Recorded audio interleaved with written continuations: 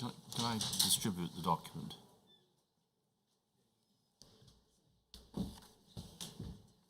No, I simply don't understand. I want to be informed. I would like to be informed of the reason for this proposed order. Yeah. Shall I rise while I'm informed, or? Yes, sir. I mean, I am clueless, I'm afraid. I'm sorry Yes. that I can't assist. Yes. I'm afraid there's a bit of momentary hiccup. It won't last long. But we'll pause while it does.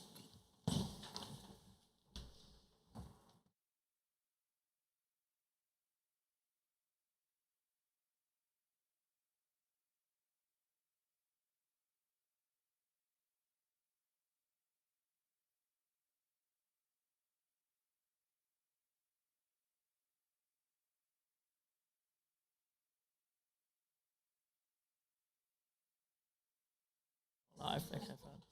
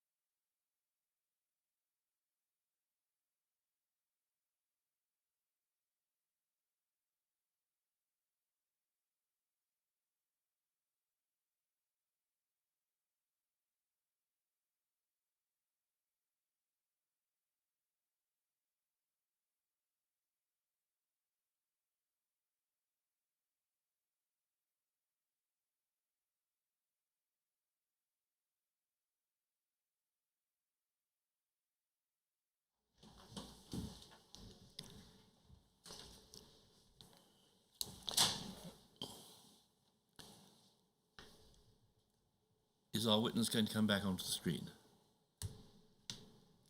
I would hope so. Yes. Sir. I'm, Yes. I'm here, sir. Good.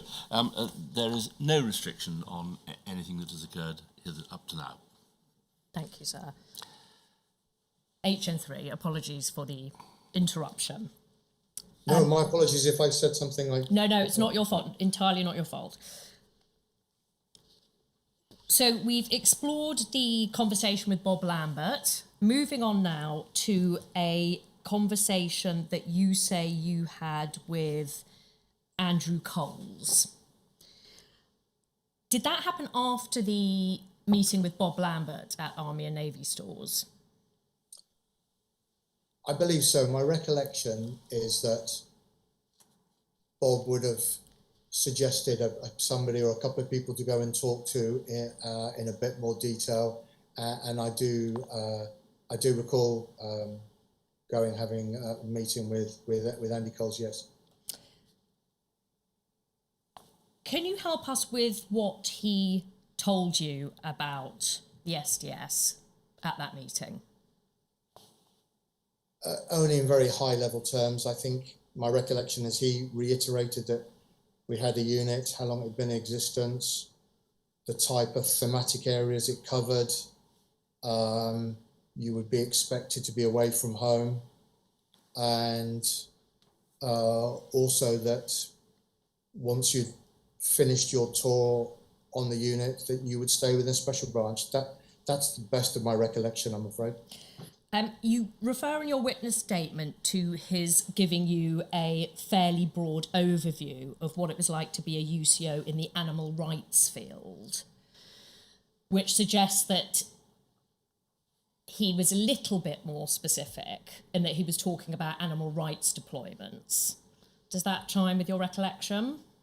I think it does, because I have a memory of me being possibly deployed to animal rights, which is why I think they sent me to see Andy.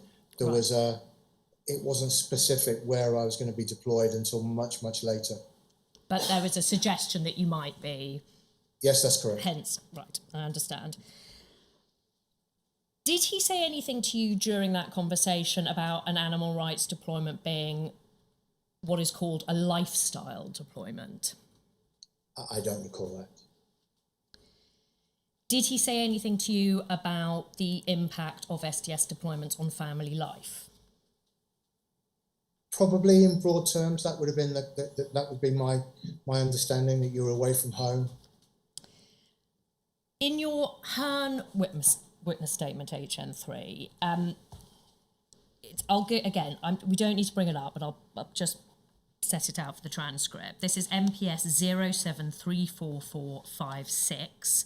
Page 3, paragraph 3. And you say in this that you recalled that Andy Coles stated that the SDS preferred blokes in stable relationships. Do you recall that? I've heard that said many times and read it subsequently since, but if I've said that, then that must be accurate. Can you recall, HN3, why he said, or rather, whether he gave you an explanation as to why the SDS preferred men in stable relationships? I don't recall what he said, but I can explain my understanding, if that would help. Yes. My understanding was that if you're in a stable relationship, you would have a kind of sound grounding and return home rather than living full time in your cover identity. That was my understanding. Did it have anything to do with being less tempted to have a sexual relationship when you were deployed, as far as you understood it? Not as far as I understood, no. During this conversation with Andy Coles, did he say anything to you about sexual relationships similar to his, well, one of the extracts he wrote in the Tradecraft manual about sexual relationships being inevitable, and inevitably you'd have to undertake one in order to prevent compromise or exposure? No, I have no recollection of that. Did he say anything at all, any hints, anything about the fact that he himself had had a sexual relationship undercover, or to suggest that he had? No. Moving on now, HN3, to the next stage of the recruitment process, the home visit, which I understand from your witness statement took place around early February 1998. Does that sound right? That sounds about right. In your witness statement, no, apologies, this is another document. So again, we don't need to bring it up, just for the transcript. MPS 0726937, that's B27. There's a reference to DCI HN58 and DI Lambert coming around to your house and meeting your wife to explain the domestic impact of SDS duties. Do you want to bring that up? Do you want to refer to that, HN3? The document? Yeah, I mean, I don't think you need to. It's just a glance, it's a reference to the fact that DCI HN58 and DI Lambert came round to your house. No, I'm just seeing who HN58 is. Yes, that's correct. And you say that this account, that this is what they did when they came round to your house, is reasonably accurate. Can you help us, HN3, with what did they say to you about the domestic impact of SDS duties? To the best of your recollection. That it would be fairly tough. You'd be away for extended periods of time. That my partner, my wife, would need to rely on her support network. There would be people there for her to contact should she need to from the office. And I would be looked after post-deployment. That's the best I can do, I'm afraid. Did they give her a number to call if she needed to speak to someone in the office? I think they mentioned that, but I don't believe they left a number there at that time, no. As far as you know, did they ever give her a number to call? No. Do you know why that was? No, no, I don't know. Was it ever the case that she wanted to contact the office, as far as you know, but was unable? No.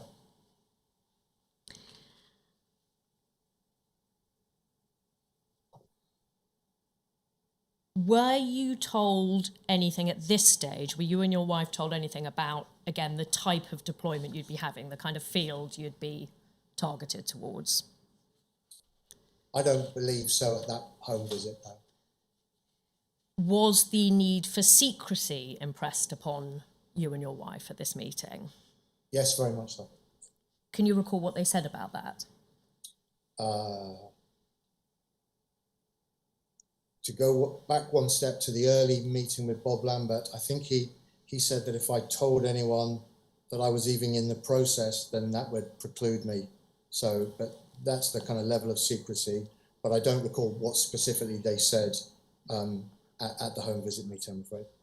You don't recall, does it follow from that, you don't recall them saying anything specifically to your wife about the need for secrecy? No, I have no recollection. What, if anything, were you told on this home visit about the likely length of your deployment? I think they would have generalised 3 to 5 years, I believe. That's my recollection. Okay. And you referred HN3 to the officer saying your wife would need to rely on her support network. Did they seek to ascertain what sort of a support network she had? I can't remember, I'm afraid. How did your wife feel about your joining the unit after this meeting? She was very supportive. Did she have any concerns as far as you could tell? No.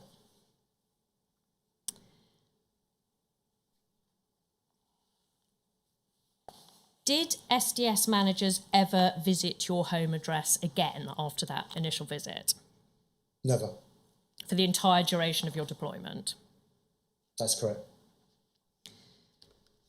Did they ever, to the best of your recollection, ever broach the possibility of coming round to see you? Was that ever raised?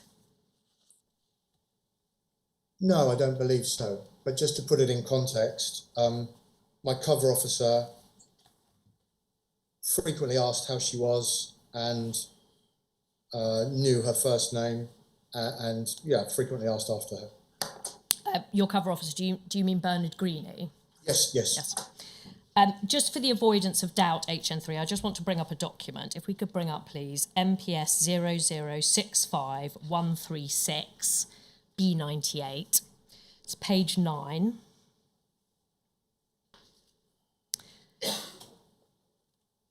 Under the heading Psychological Risks. This is a document. It's right towards the end of your deployment, so I'm jumping ahead a bit here. It's dated the 18th of November 2005. It's a RIPA authorisation for a CHIS. And the relevant section reads, so under psychological risks, it says, just skipping forward a bit, the officer is actively engaged in preparations for his new post. It says he has the full support of his family and has an extensive circle of friends. No, hang on, sorry. Is this page 9?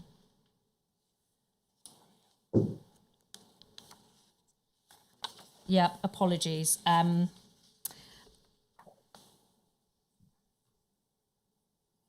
can't, it's slightly the wrong bit. I can read out the bit that I'm referring to. Maybe it's on a different page.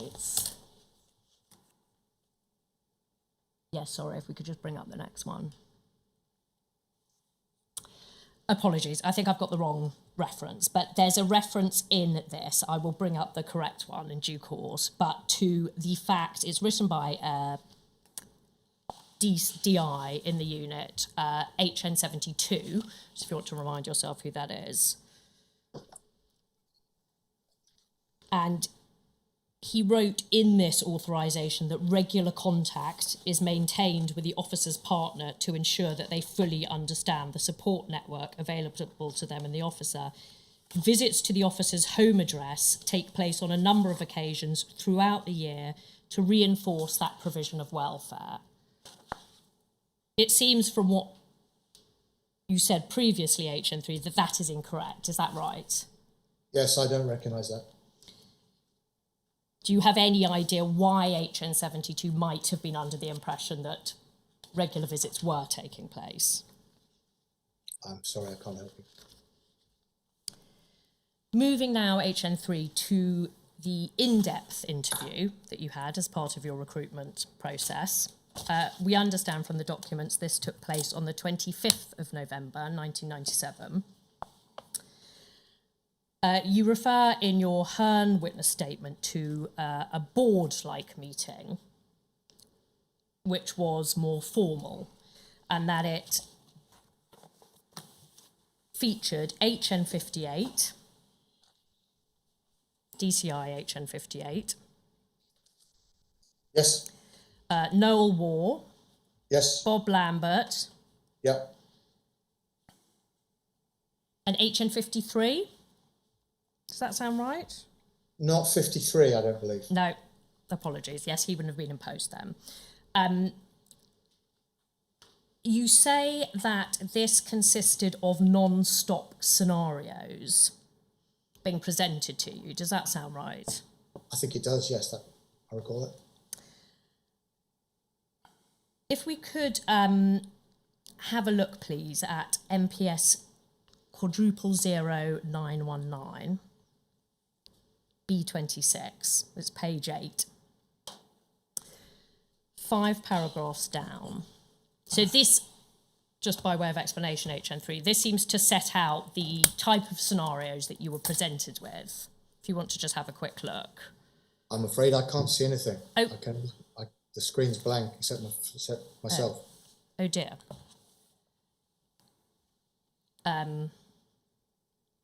Well. Ah, here we go. Yeah, has it come up? Perfect, thank you. Okay, so 5, if you just look 5 paragraphs down where it says, the bit I'm interested in is where it says explore moral code, reporting on friends for the greater good of organisation. Can you see that bit, HN3? Yes, I can, yes. I mean, I appreciate it, this took place a long time ago, but can you recall, HN3, how your moral code, as it's described there, was explored in this interview? I'm afraid I can't. Can you recall at all how you did feel or how you told SDS managers you would feel about reporting on friends for the greater good of organisation? Unless there's a document or anything you can help me with, I can't recall that at all, I'm afraid. Do you recall having any feelings about this at the time? About that topic in particular? Yeah. No, no, not at that time. I don't think I quite realised what I was about to embark on. Understood. Now, there's nothing in this document to suggest that there was, but to the best of your recollection, were there any scenarios in this interview that related to avoiding sexual relationships while deployed, or dealing with a sexual approach? I don't recall so. The only scenario I recall is a drugs one. I'm afraid that's all I can remember from that early days. And what can you recall about that, HN3, just briefly? They asked me if I was offered drugs, what would I do? I said I would take it, which caused them all to laugh. That's why I can remember that. And why would you take it? Why was that your answer? I was probably being a bit flippant, but I said I think I've got recollection saying that I was being asked questions that I didn't know what was allowed and what wasn't allowed. Yeah. And they said, that's fine, just tell me what I would do. So I kind of said, well, that's the best I can recall from that time. Sometime after this interview, Bob Lambert told you you'd been accepted. And you say, again, in your Hearn interview, that you were pleased from an ego perspective, and also that your wife was pleased. Why was your wife pleased? Was it just because it was a career achievement, a feather in your cap? I think that's correct, yes. Moving now to training, you say in your witness statement at paragraph 22 that there was no formal training course, and that, well, the inference is that it was very informal. Is that fair to say? Yes, there was no formal training course. And training such as it was consisted largely of talking to other undercover officers. Is that accurate? Exactly. You also refer in your witness statement, HN3, to a type of cautionary tale that was imparted about a UCO unthinkingly identifying to other activists, an activist who he recognised through having looked at his photograph in a file. Do you recall that? I do indeed. Was this the type of training, was this an aspect of the training, this sort of relaying of cautionary tales, of close shaves that other officers had being passed down from officer to officer? Yes, that's a fair assessment. You also refer in your witness statement, paragraph 22B, to there being one of these nuggets of advice, for want of a better word, that there was an absolute prohibition on carrying anything in your real name. Can you recall whether that related to an incident in which Mark Jenner's bank card was found by a woman called, we are calling Alison? I don't know if I knew that event had taken place at the time. Clearly, subsequently, I'm aware of that, but I suspect that's what they were referring to in general terms. But you're saying that it wasn't explicitly referred to in those terms, that this is something that happened to Mark Jenner? I didn't know that happened to Mark until years later. But the scenario that you're describing is accurate, yes. So even though Mark Jenner was in the SDS at that time, no link made to him? Not that I recall.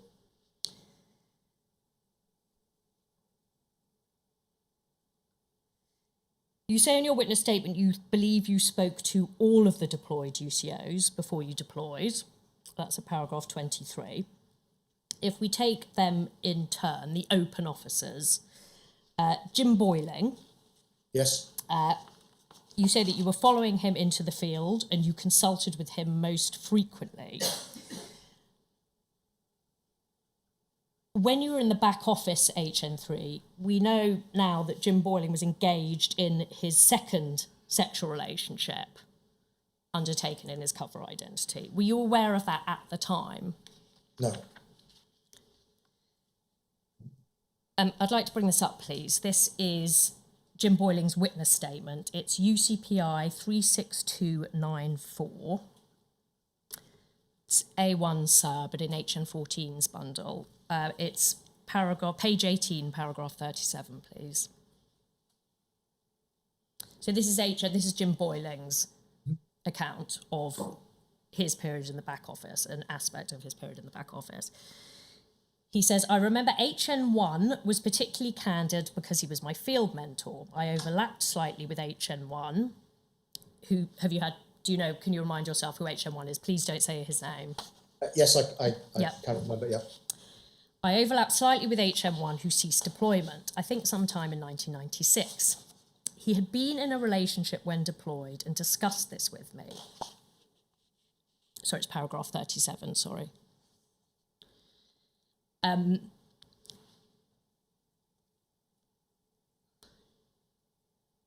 he discussed this with me. I remember him saying words to the effect of that as an undercover, you were never going to break through the glass ceiling of acceptance. You were never going to get the acceptance of the inner circle unless they had confidence in you. And this would not be forthcoming if you were perceived to be a single man living alone. Confidence could come from seeing you in a relationship with a fellow activist.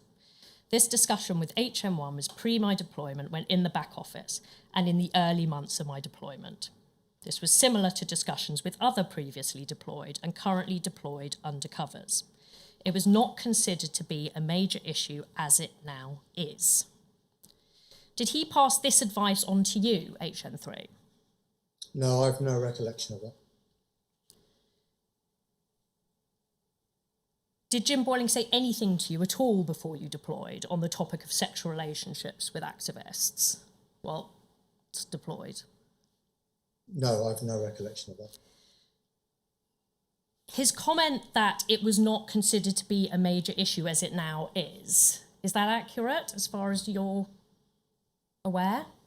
Sorry, can you explain? I don't understand. Sorry. It's the last bit of the quote that I read out, and he said that the matter of having sexual relationships with activists while undercover, he said it was not considered to be a major issue as it now is. Is that correct? I'm not sure I'd draw the distinction between the then and the now, but if it helps, I don't recall speaking to Jim about relationships. But specifically, would you agree with his comment that at that time, the fact of having a sexual relationship with an activist was not considered a big deal? Not a major issue? No, I would disagree. Looking at HN26, HN3, if you want to remind yourself who she is. Yep. Yeah. She had an animal rights deployment. You say in your witness statement you visited her at home. I did. Yeah. At the time you were in the back office, she also was having a sexual relationship with an activist. Were you aware of that at the time? No. Did she say anything to you before you deployed about having sexual relationships, avoiding sexual relationships? No. HN15 Mark Jenner. He had a left-wing deployment, social justice groups. He too was engaged in he was in a long-term sexual relationship when you were in the back office. Were you aware of that at the time? No, I wasn't. Did he say anything to you before you deployed about sexual relationships, having them, how to avoid them? No. HN16 James Thompson. He had an animal rights deployment. He started his first sexual relationship not long after you entered the field, so he wasn't engaged in one when you were in the back office, but he did start one not long after you deployed. Were you aware of him having sexual relationships? No. And did he say anything to you before you deployed about having sexual relationships, avoiding them? No, not at all.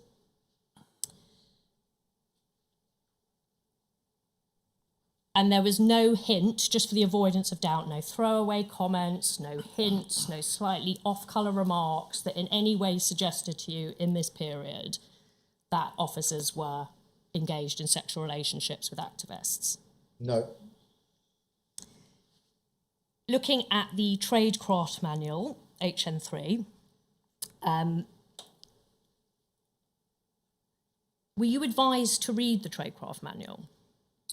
No, much has been written about this subsequently, and it's not my recollection. It was, I read lots of files when I was in the back office, and this was one of them. My impression that it was a collection of anecdotes, and I didn't give it any great deal of importance or put a lot of store by it. We haven't actually published this statement yet. It will be published in due course, but HN 58 says in his witness statement at paragraph 57 that he encouraged new recruits to sit down and read it. Do you have any recollection of that? We were encouraged, well, I was encouraged to read absolutely everything that I could, so I don't doubt that, and I would have read it, and I do recall a couple of the paragraphs. The paragraph I want to discuss now, HN3, is, I don't think we need to bring it up, but it's paragraph 5.63 of the Tradecraft Manual, and it's the reference to sexual relationships when deployed. And this was written by Andrew Coles, and he says, if you have no other option to become involved with a weary, you should try to have fleeting, disastrous relationships with individuals who are not important to your sources of information. Can you recall your reaction on reading this at that time? Only in the context of all the other anecdotes and apocryphal stories that were in it, I placed no more importance on it than my suit not fitting.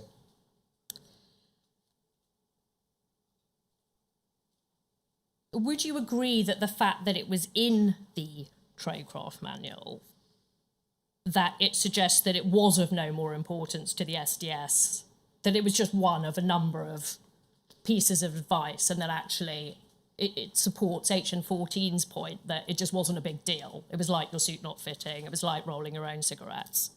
Unfortunately, yes, that's what I would agree. So it did not concern you unduly. Is that a fair comment? Yes, I'd agree. You say in your witness statement at paragraph 49, HN3, that if any of the UCOs had suggested that this was or might be a feature of an undercover deployment, I would have been very concerned. And this refers to sexual relationships. If that's the case, then why were you not concerned by this piece of advice in the Tradecraft Manual? I don't recall giving it a great deal of concern. You say in your witness statement that you did not understand or read that section of the Tradecraft Manual as giving you carte blanche to have sexual relationships. Is that accurate? Sorry, could you say that again, please? Sorry, yeah, my fault. You say that in your witness statement that you did not read that piece of advice in the Tradecraft Manual about fleeting and disastrous relationships. You didn't read it as giving you carte blanche to have sexual relationships, and that you did not agree with it. Yes. What, if anything, did you understand it to mean or to permit you to do? I don't think it permitted me to do anything, but having read other files, I believe I understood at the time. It's very difficult to know what I knew at the time that I've subsequently learnt, follow the inquiry. I believe it to be meant that someone had a relationship and it had been fleeting and disastrous.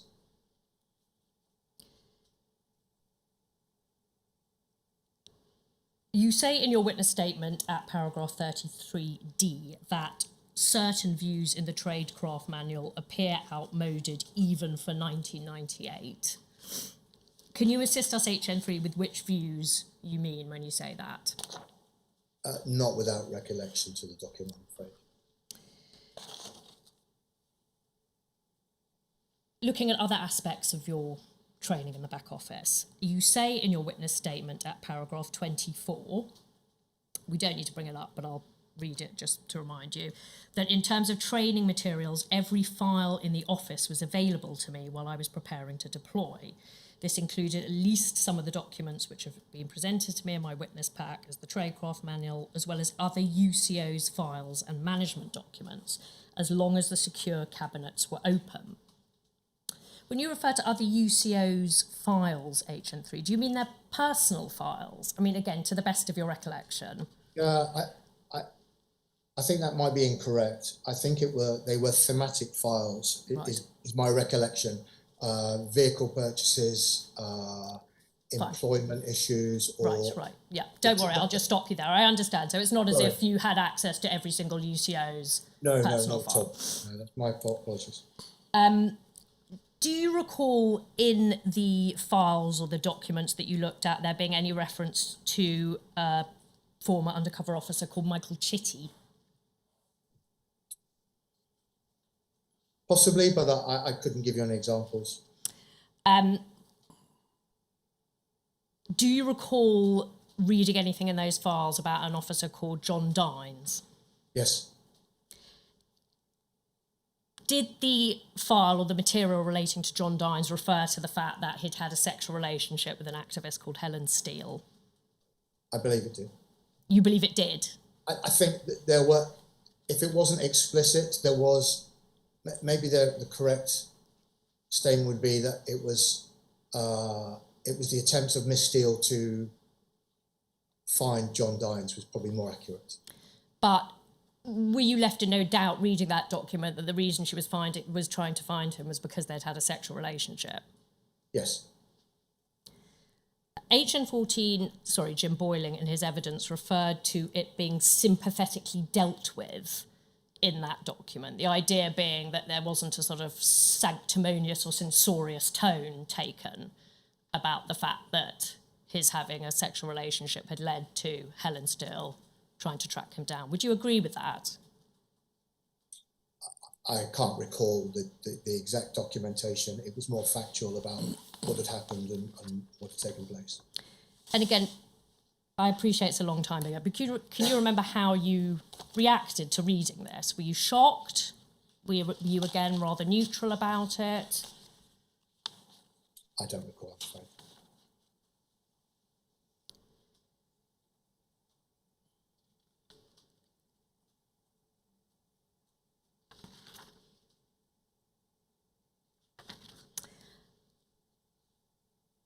If I can just take you quickly, HN3, to a document MPS 0011337. It's at B73, sir.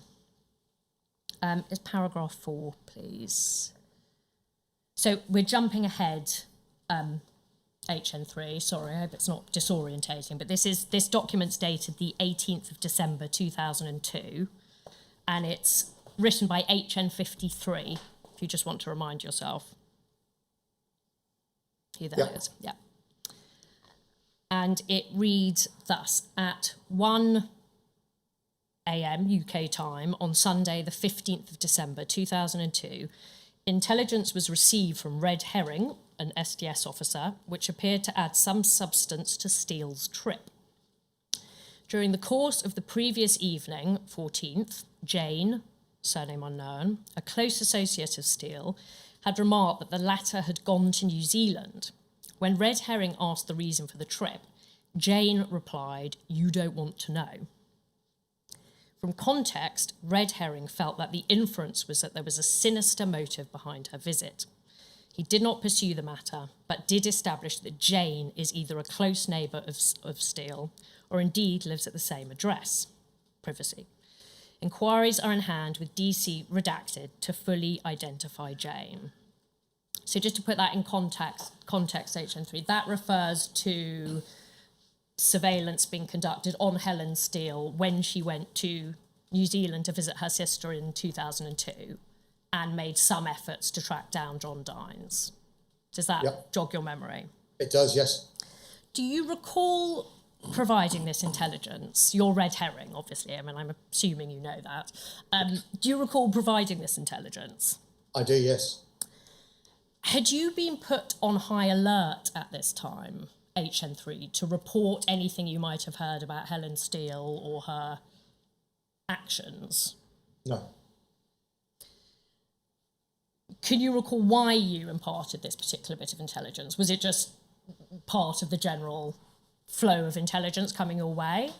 No, this was very specific because from reading the files, I understood that that's an area of the world where John was living. So you were aware that this would be particularly, well received is maybe not quite the right word, but intelligence that would be considered very valuable. I think the fact that I rang it at the early hours of the morning, yes. The sinister motive comment, HN3, the Jane, who this refers to, has provided a witness statement to the inquiry. And she says of that her comment, she can't recall specifically making that comment about you not wanting to know why Helen was going there. But she says this, that it appears to have been completely misconstrued. She knew that Helen Steele was visiting her sister and tried to visit a relative of John Dines while she was there because she was still trying to find out what happened to him. And she says this, and this is at paragraph 82, just for the transcript. She says, however, I'm pretty sure that if I did say words like, you don't want to know, it was to convey the thought that the very idea that she had been in a relationship with an undercover was so out there that he wouldn't want to know, i.e. it would mess with his head. Do you think it's possible you did misconstrue the comment because you were seeing it through a particular lens? Yes, quite possibly. I don't. I think when the person told me it was more, her tone was more exasperated than sinister. I understand. That's not my writing, that's not my words, but I'm clarifying that now, that I don't believe sinister's correct. Yeah, I understand.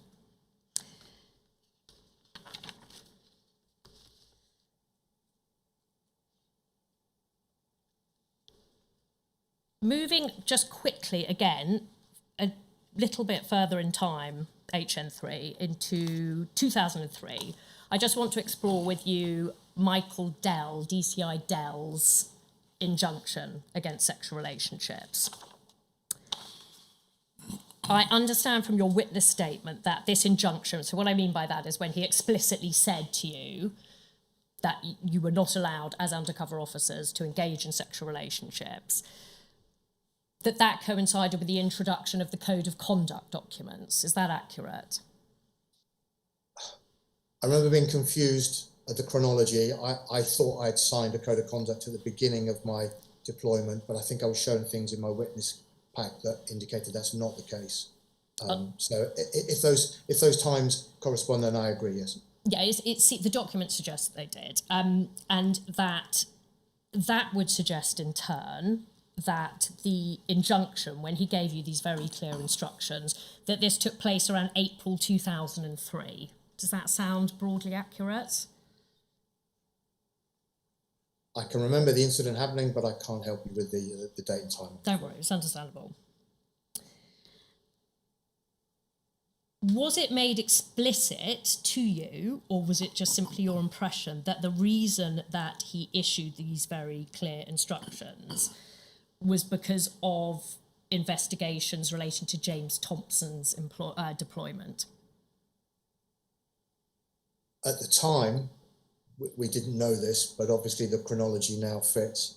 And I remember asking another supervisor who was at that meeting what that was all about, because it was so unusual, and he wasn't able or didn't elaborate. Right. I'd like to bring up this section of your witness statement, please. So it's HN3's witness statement, MPS 0748426. It's page 12, paragraph 31. Sorry, it's a rather long.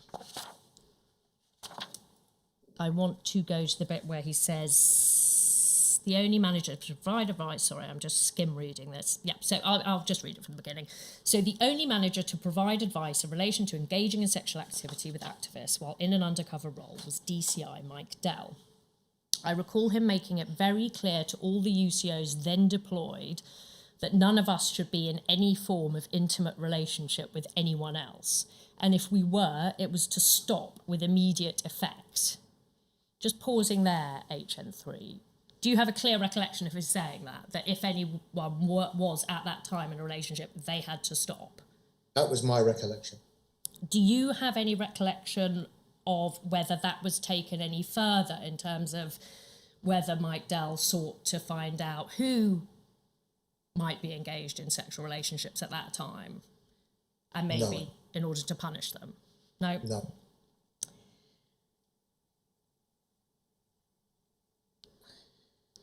It continues. His statement was direct and uncompromising and entirely appropriate in my view. He justified it on the basis of a duty of care, not just to UCOs, but to our families. Okay, we can take that down now, please. Can we just explore that? A duty of care to UCOs, what did you understand that to mean? Was that in terms of compromise risk or something else? I don't really know. It was something that came so, I think it was clear something had clearly happened because it was so unusual. Right. It's my recollection. Sure. Did he say anything, to the best of your recollection, about the duty of care owed to members of the public and the impact of these relationships on the women or the people deceived into them? No. Not that I recall. Right. You say this was very unusual. Did this mark a, for want of a better phrase, a sort of vibe shift in the SDS? In that, did you feel it was quite a seismic cultural change?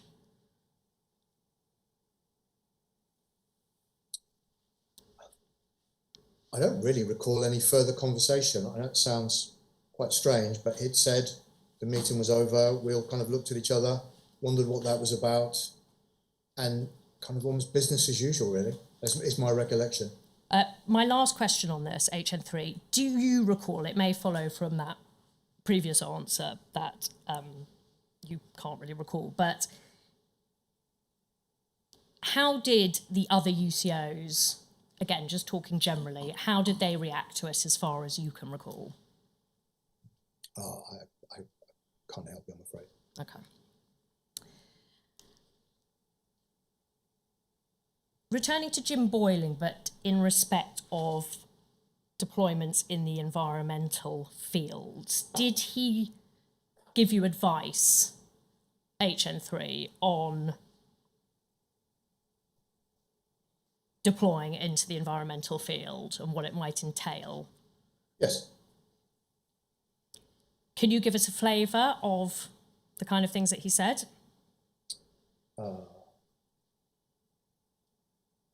It would be more along the lines of how the meetings worked, Right. what usually happened, things to wear, things not to wear. I'm unable to give you specifics at this stage, I'm afraid. Yeah, but don't worry. it would have been about I remember buying clothes from charity shops on Jim's recommendation. Yeah. No labels, things like that. Sure. Did he again say anything about it being a lifestyle deployment? I don't recall, so it's quite possible, but I don't recall. Sure. Did he say anything to you about involvement in criminal activity or disorderly activity? If not Jim, then it would have been one of the other officers that I spoke to in advance to being deployed about crime. Fine. Well, we'll come to some more specific examples about that in due course.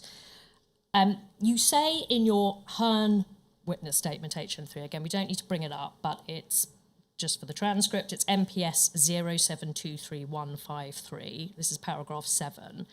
You say this of the training process in the SDS. You say, no one sat you down and told you how things worked. It was an adult place. It was just known that you got on with stuff. Do you stand by that? Yes, I'd agree.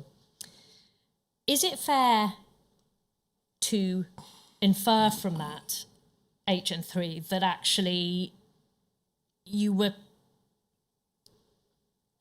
maybe discouraged is overstating it, but there was a preference for UCOs who didn't seek advice or instruction?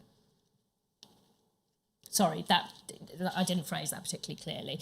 When you say that it was an adult place and you're expected to get on with it, would you go so far as to say that actually you were discouraged from seeking advice or direction, that they preferred you just to get on with it and not make a fuss? No, I don't think I would agree with that. Jim Boyling referred to a preference for what he termed low maintenance officers as opposed to high maintenance officers. Is that something you ever heard referred to? A preference you were ever made aware of? No.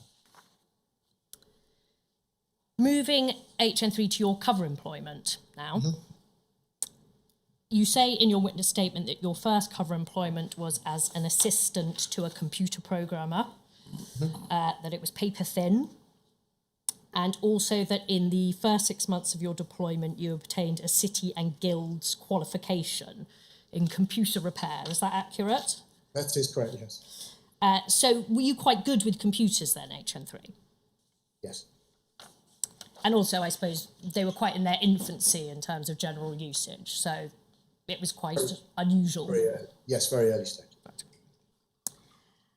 A document in your bundle, we'll bring it up actually, it's MPS 0009465, it's B42. This is a strategy meeting, HN3, from the 27th of January 2000. So you were deployed at this stage.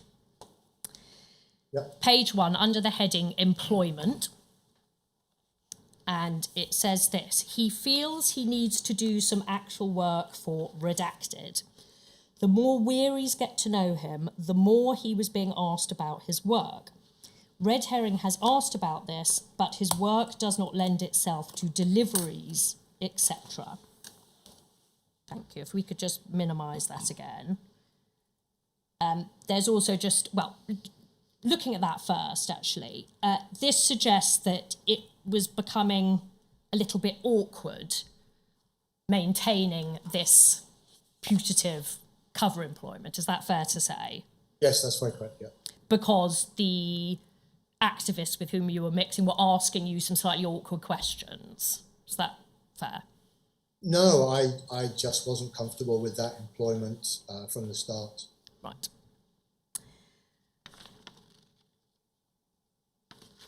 If we could just look at the third paragraph on this same page, so it's a little bit higher up the page.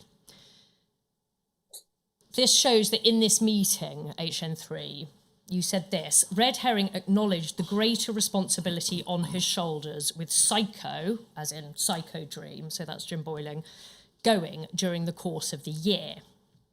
There were no particular operational difficulties to report, and it was agreed to continue along the current targeting strategy.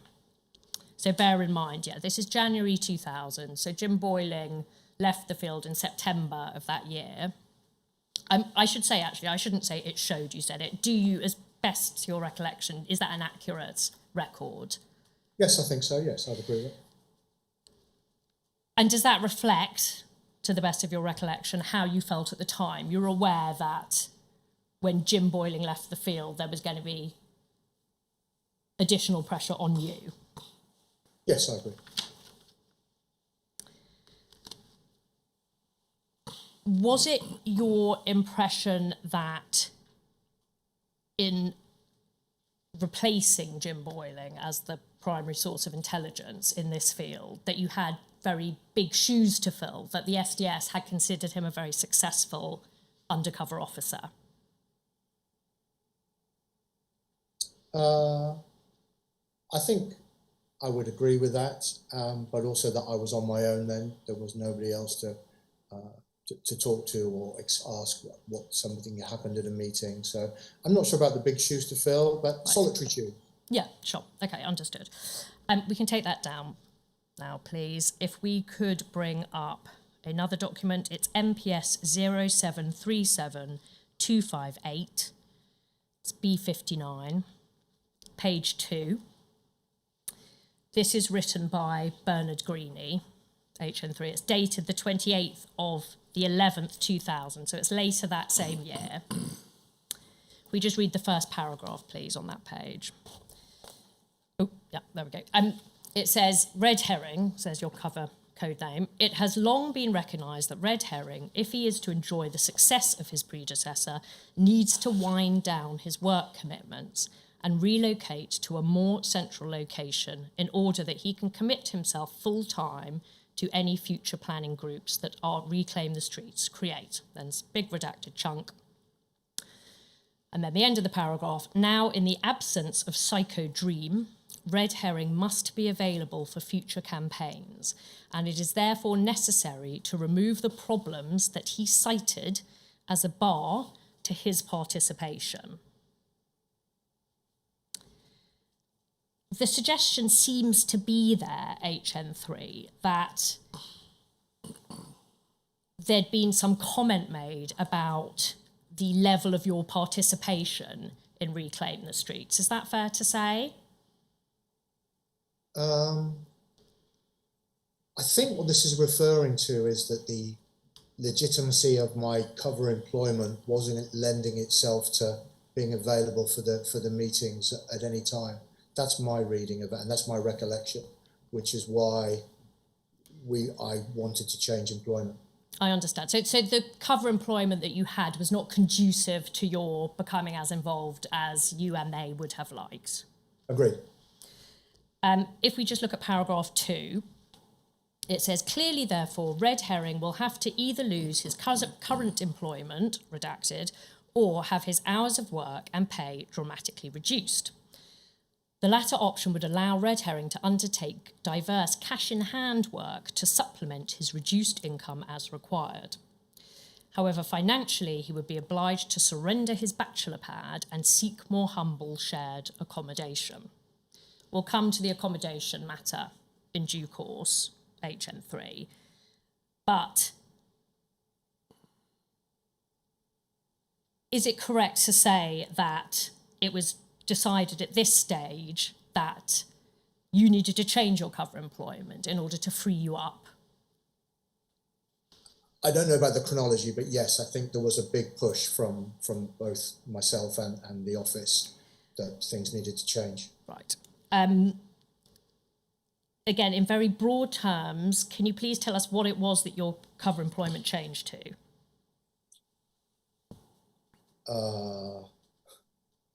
You can say pirate DVDs. Okay, I wasn't sure about third-party. Apologies, I didn't. No, you can say yes, pirate DVDs is fine. Yes, I was a DVD pirate. Did you also sell software? Not sell, apologies, I misspoke. Did you also, as your cover ID? I had access to software that I could supply, yes. And to the best of your recollection, did this new role, cover role, was this introduced around this time, around November 2000? If there's documentation that supports that, then I'm not sure of the chronology, but we definitely did move towards that.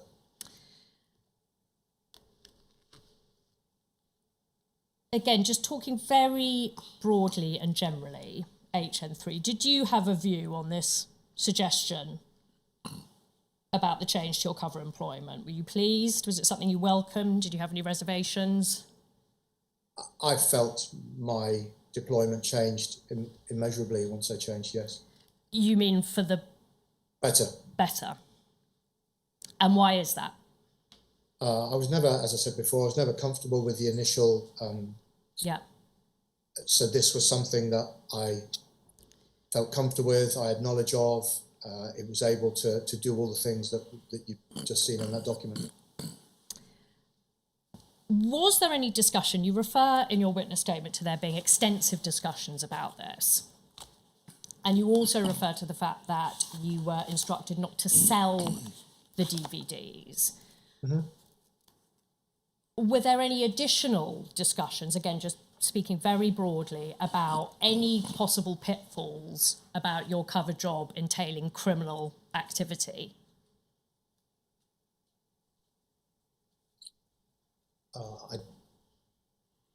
I don't think so. I don't know if you could expand a bit more. I'm not quite sure what you're referring to.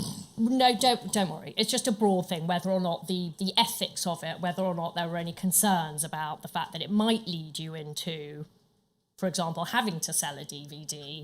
No, I was told not to stand on street corners selling DVDs. Right. You say in your witness statement about this that you occasionally lent copies to activists. We don't need to bring it up, but just for reference, it's paragraph 65. You say that activists occasionally borrowed copies, but the quality was generally so awful, they did not approach me too often. They were terrible, yes. Emily Apple disputes this, and she says that actually the DVDs were exceptionally good quality and that you told the activists that this was because they were airline copies. Is she right about that? So they belonged to airlines where in the days where airlines were given new releases before they hit video shops, for example. No, that's not. I don't dispute what she's saying, but that's not correct. I could give you the cover story of where they came from. No, don't worry about that. We won't go there, but it's your recollection that they were poor quality. They were awful. Emily Apple also said that you gave them away rather than lending them. Is that right? I think it was very difficult not to be wanting money for them, but it would be fair to say if somebody wanted a DVD, I would give it to them and say, look, can you just give me it back when you're finished? That'd be fair, Colin. And did you take requests for the DVDs? People asked if I could get hold of things, yes. Emily Apple says that you used to turn up at the end of Womble's meetings bearing DVDs that people had requested. Do you recall that? No. Did it make you popular being able to provide these DVDs? Did it give Sorry, you... I missed the first bit. Sorry, did it make you popular being able to provide these DVDs? I don't know about that, but it gave me an avenue of an employment that I felt comfortable in. Looking quickly at software, HN3,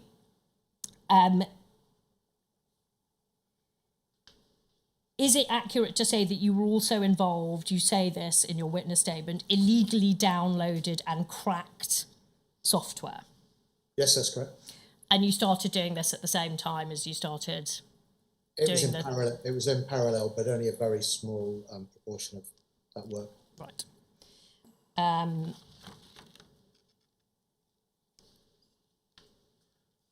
Can you recall the kind of software that you provided? Or rather, maybe it's more helpful. Emily Apple suggests that this is what you provided, and you can tell me if this is accurate.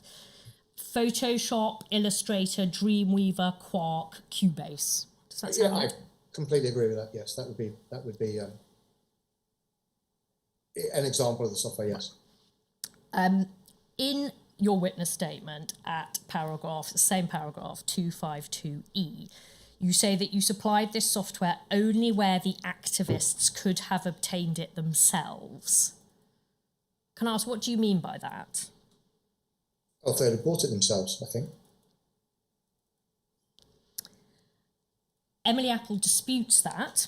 Again, I can't bring her witness statement up because it's not published yet, but she says that in relation to that point, that they could have got it themselves, she says, this was before fast internet connections and easy access to sites to download pirated software. None of us had any money. We would not be able to buy this software, and we did not have the means or contacts to obtain counterfeit versions. We were only able to access it because Jason Bishop provided it to us. Oh, I Again, think I understand. So this wasn't software provided to me by a third party. This was, I just knew where to go and find it. So it was available to anyone if you knew where to look. Does that help? well, I think she's making the point that they would not have had access to this software unless you had given them access, so that it's not as if they would have been illegally downloading software as had it not been for you. That's the point she's making. Do you think that's fair enough? I think if you knew where to find it, you could download it yourself. But would you agree that, I mean, we're talking the early 2000s, that it wasn't something that was widely Yes, I'd agree. known about? Yes. Tiny digression, just a quick one, HN3, about something else that was happening at this time.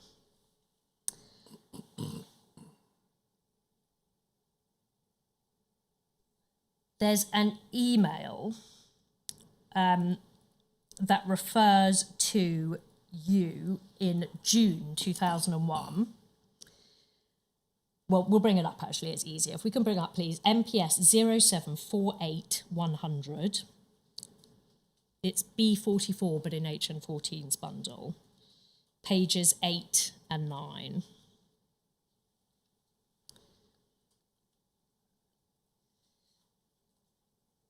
So it's a file note, HN3, dated the 1st of June 2001, and it's in relation to Psychodream, that's Jim Boyling. It says, Red Herring produced the attached email from Privacy, which she had circulated within the last day or so to most of the wearies who would have known Psychodream. I spoke to Psychodream today. He said he was aware of a build-up of emails from former colleagues, 3 or 4 from Privacy, who had not heard from him since January. He felt it would be useful, therefore, to give some kind of response, and asked, and then redacted. And then we can see on the other side, there's an email from this individual who is Privacy redacted, but in relation to Jim Boyling, who at this stage had left the field and had told activists that he was travelling in Africa. Mm-hmm. And it just reads, hi there, just a quick email to say I heard from Jim. Recently, he's still travelling, should now be in Northern Africa and is checking his email. If you get the time, do send him a message, tell him how much he is loved and missed. He thinks we have forgotten him. We can take that down. So were you privy, HN3, to activists talking about Jim Boyling after he left the field? I have no recollection of that, even having just been shown it on the phone. Fine. I mean, would you agree that that suggests that you did? Oh, 100% agree, yes. You may have answered my question with your previous answer, but I will ask it anyway for the avoidance of doubt. Did you ever hear anything to the effect of activists suspecting Jim Boyling of being a policeman after he left the field? No. Sir, I'm aware this might be a good time for a break. We normally break for a quarter of an hour in the morning session to enable the transcribers to have a break, and you as well. But will you be back in a quarter of an hour, please? Of course, thanks, sir. Thank you.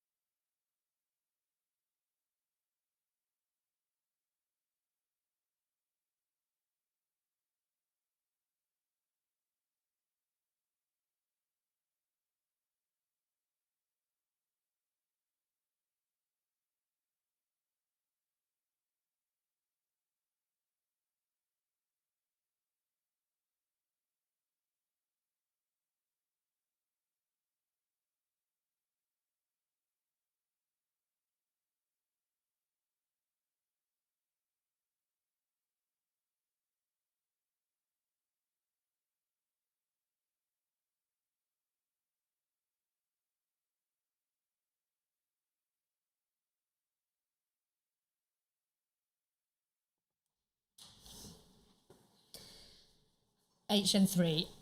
Moving now to your cover accommodation. The document suggests that you started off in an address on Abbey Fields Close in NW10. Is that correct? Yes, that's correct. And you were living alone there? Yes.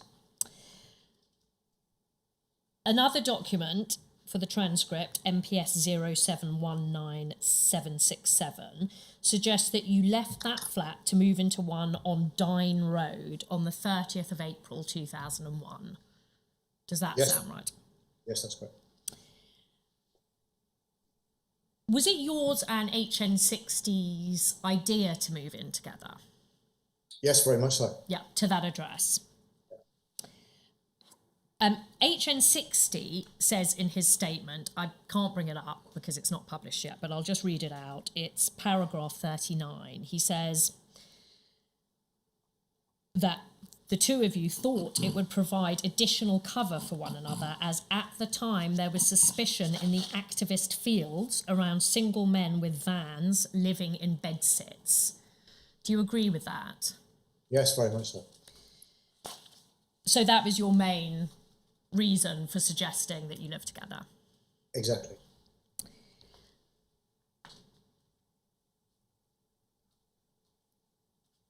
I understand from the documents HN3 that you moved in first and then HN60 moved in a period of time after you, after he'd been on annual leave. Does that sound about right?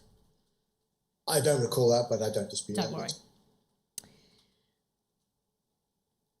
Can you recall, HN3, whether or not you lived together in one flat, or were there two flats in which you lived together consecutively? Oh, there was a further flat. Right. Towards the end of the deployment, yes. HN60 says that the first was in Kilburn, the second one was in the Brondesbury area. That's correct. Emily Apple recalls visiting you at the flat, and she says there were bin bags of pirate DVDs there. Is that accurate? It is very much so, yes. Would activists visit you quite often at this flat?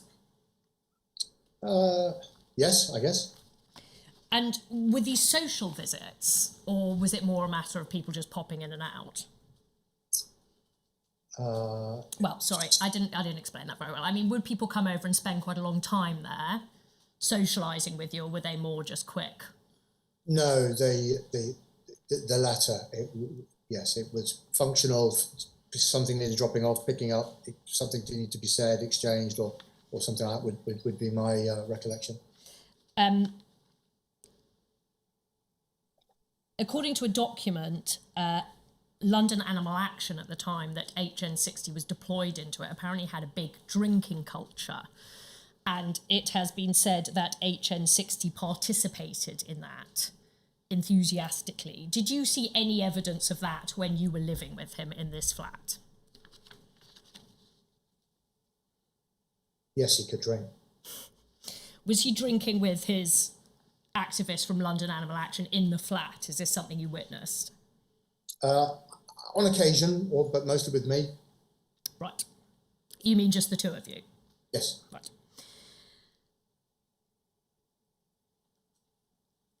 Just no names here, HN3, but are you aware of HN60 meeting a female on a horticulture course? Does that ring any bells with you? Please don't say any names. Yes, I think it does. Did this woman come over to your flat? I don't believe so.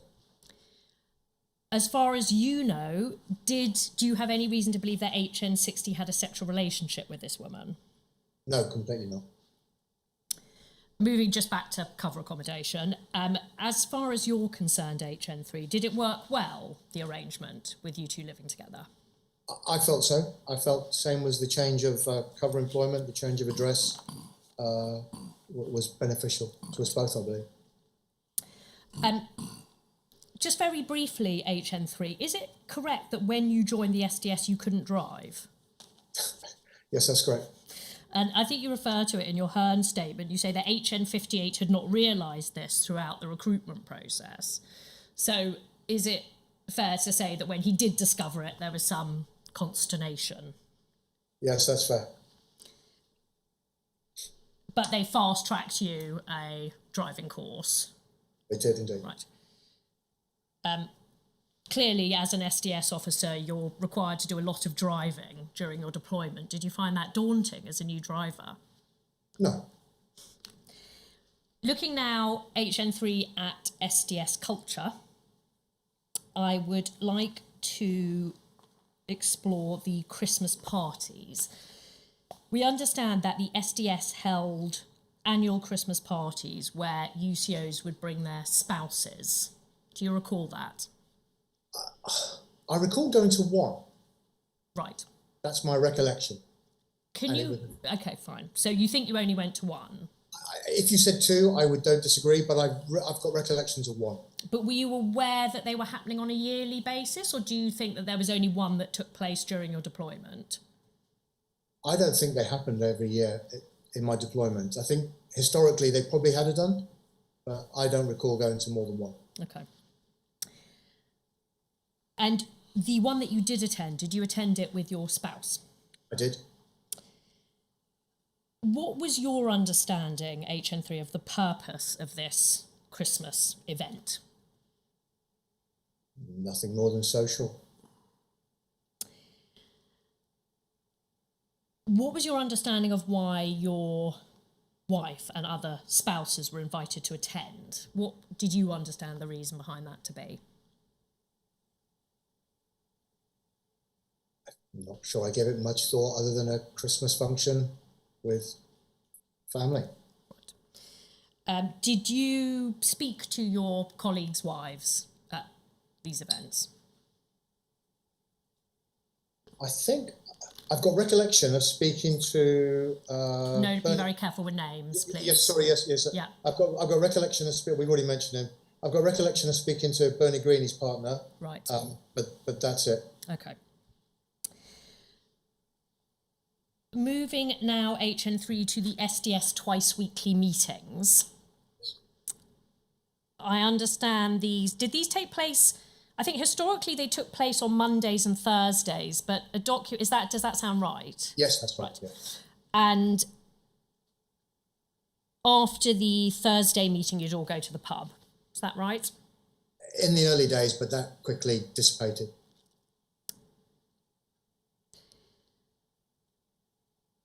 Can you just give us a flavour of what took place during those team meetings, just to guide you a little bit? You say in Hearn that during the team meetings, people didn't give much away.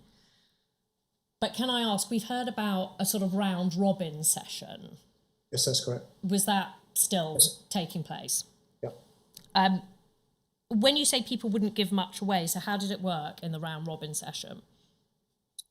So this is on the Thursday, is that correct? I'm not entirely sure, but yes, because I understand Mondays were more administrative. Exactly, Mondays was quite perfunctory, admin, expenses, bills. The Thursday you had to be there for a certain time, is my recollection. Yeah. And the office was there. It wasn't a 3-line whip per se, but if you had a reason not to be there, that was completely fine.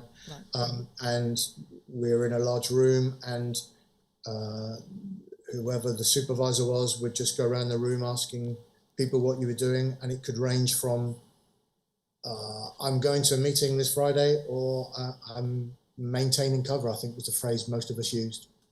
Fine. So people didn't go into great detail about what they were getting up to? Not in the group. There were, if you think of the number of people that were there, right, 2 or 3 minutes a time, it would soon drag on. Fine. You say not in the group, but does it follow from that when you had the smaller meetings, that then with officers in similar fields, for example, then they would go into more detail? Not every week, but yes, that's correct. If there was something that needed discussing with you alone, with the cover officer or the management, and or people from other thematic fields, then you would adjourned to another room, as it were. Sure. And yes, that's correct. Sure. Okay. Well, we'll look at some examples of big events where you might have had meetings, those types of meetings in relation to them. Just returning to that extract from your Hearn statement, HN3, when you said that during the Tuesday, Thursday meetings, people didn't give much away. You also said that it was more about bonding and sharing experiences. Do you stand by that? Sure about bonding, but definitely sharing experiences. I think for tradecraft or anything, it was a lot more social in the early days, but towards, at some point, it stopped being a kind of social and turned more into kind of a very business-like meeting. Right. Just out of interest, why did that change occur, as far as you know? I think it's culturally, society changed. No, there wasn't a big drinking culture. Right. Reverting back to when it was more about sharing experiences and drinking, did you confide in one another about the difficulties of the job, for example, the emotional difficulties or the stresses and strains? Possibly, but I don't feel I'm able to give you any examples. You refer to the drinking culture. So was there drinking? So when I say drinking culture, everyone would go for 1 or 2 pints and have to drive. So it wasn't, I probably overstated that as something that, drink driving was very much not allowed. So you would have 1 or 2 pints and that would be it. Fine. Well, you anticipated my next question. So it's not your evidence that people were getting plastered during or after the meetings? No, not at all. Was there any banter at these meetings? What I mean is just sort of relaxed jokes, chatting about women. No. No.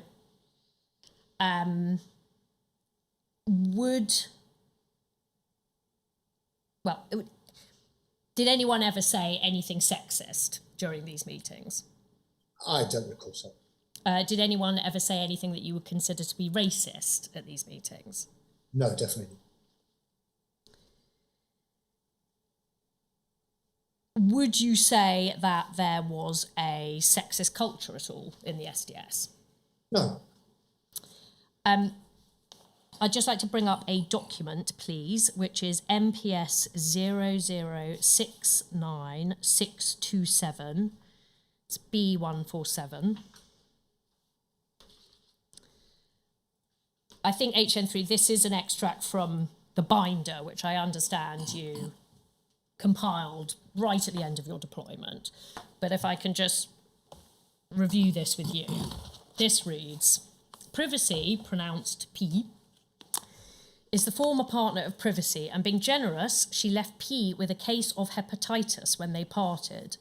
After being involved with the Wombles for several months, she quickly became disillusioned with activists in London, and she turned her energy to the Middle East.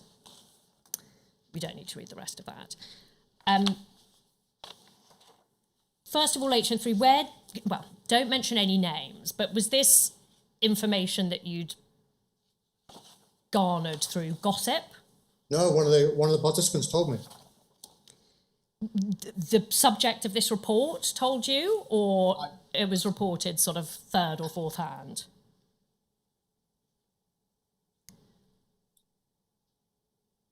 If not the person involved, someone very close to them. You were asked about this in your witness statement, and you said that you thought the reference to this person having hepatitis and being generous, passing it on, was a slightly misjudged attempt at humour. Do you stand by that? Yes, that's a poor choice of words on my part. I accept that. So you recognise now that that was inappropriate? Yes, I agree. When you say it was a misjudged attempt at humour, was it your impression at the time, HN3, that people reading this would react positively to that they'd appreciate it as funny? It was not meant to be funny, and I take responsibility. That's not what I intended, and it's not as professional as I'd like. Is it, HN3, indicative that there was actually at that time a slightly sexist culture in the SDS if you believed at the time that people reading this would find it funny. Is that fair to say?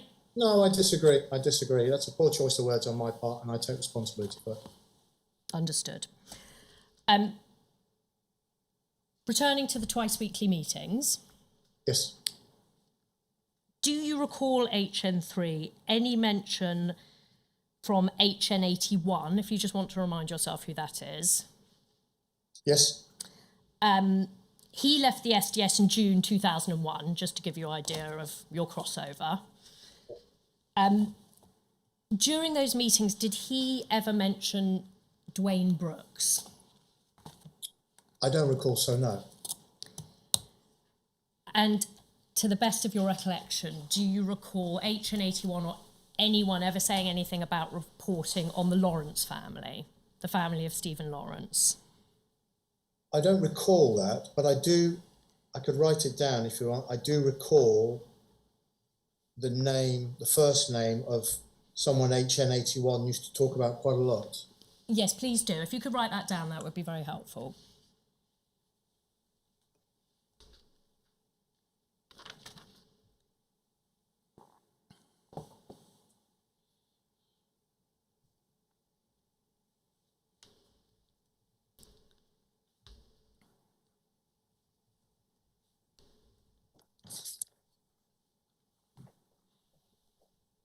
Thank you, HN3. When he gave evidence, Jim Boyling said that the Stephen Lawrence murder and the way that it was handled by the Met and Macpherson had been utterly toxic for the Met. Would you endorse that? Is that accurate? Yes, of course. Was that discussed at SDS meetings? Not that I recall.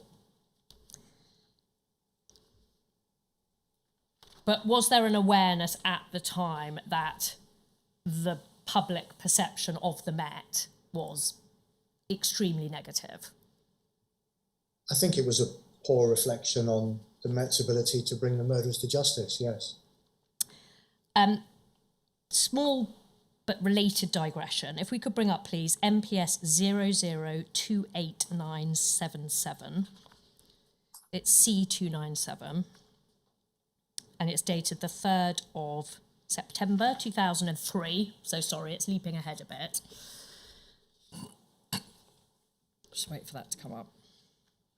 Oh, sorry. It's MPS 00289777.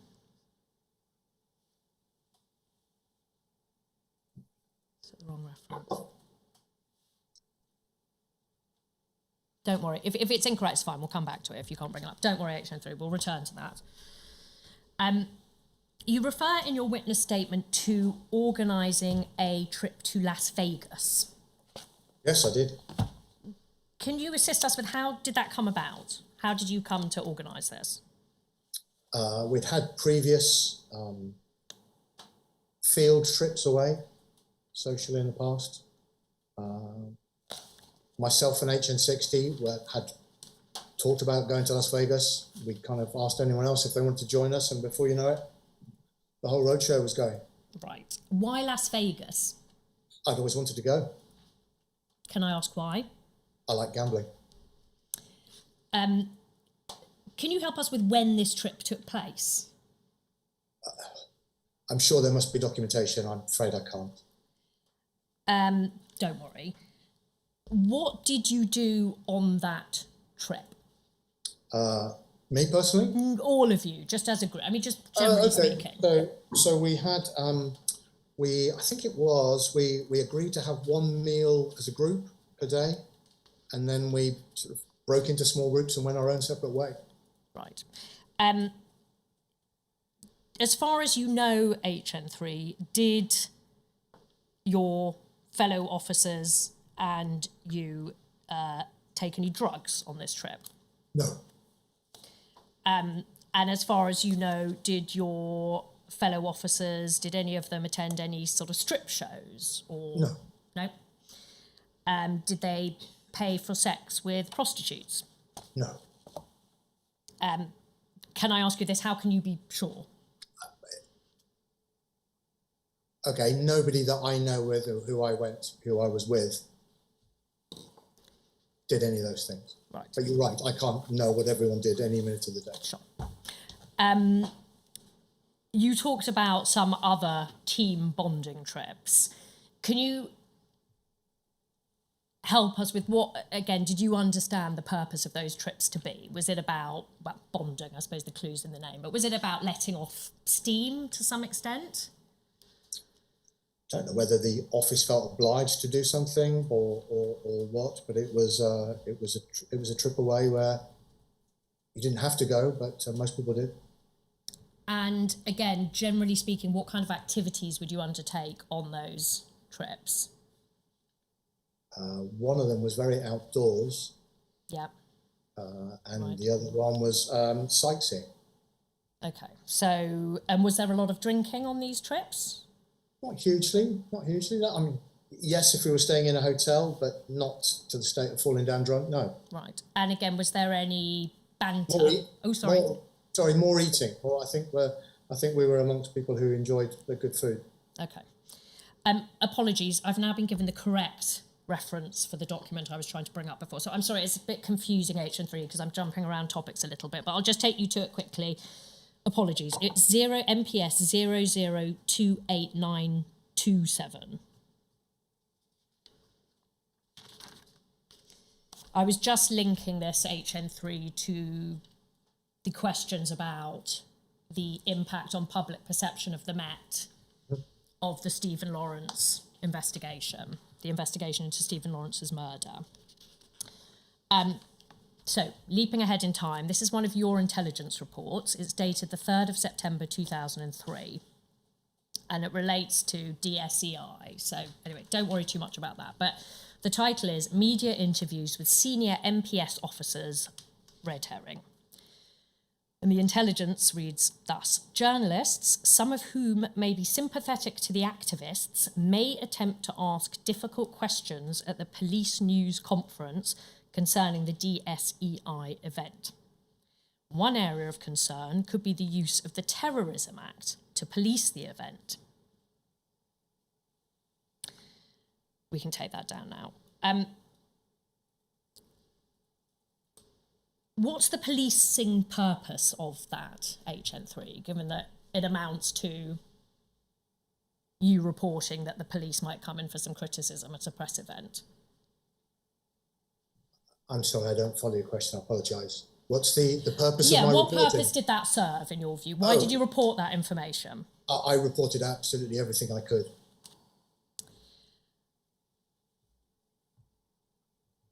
Did you see it as part of your role as an SDS officer to help the police manage criticism? No, not at all. So it wasn't in any way linked to the terrible press that the MPS had received as a result of Macpherson, that you were helping the MPS to that's curate their image. Fine. Moving on now to targeting.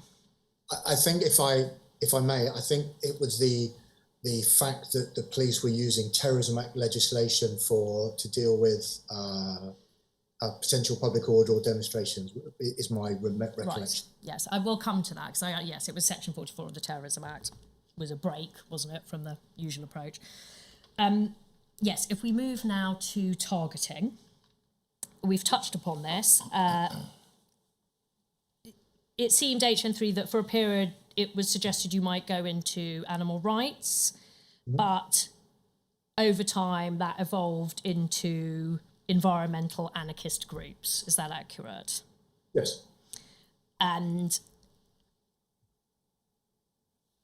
that by the time you deployed, so that's October 1998, you understood there to be a clear focus on public order for the Stop the City protest scheduled for the 18th of June 1999. Is that accurate? Sorry, can you say the dates again? So I was deployed after the event, No, sorry. You were deployed in October 1998. Yes. But you say that by the time you deployed, this is what you say in your witness statement, by that time, so October 98, you understood there to be a clear focus on public order for the Stop the City protest, which was scheduled for the 18th of June 1999. Oh, my apologies. Yes, for the 99. Yeah. Stop the City. Yes. Yeah. So you were very aware that C Squad were very focused on that protest. Is that accurate? Yes. Is this what we would know as J18? Yes, exactly. Yeah. Yes, very much so. Just for the avoidance of doubt. For the avoidance of doubt, HN3, was it ever the intention, or at least was it ever mentioned to you, that you were to be targeted against London Greenpeace? No.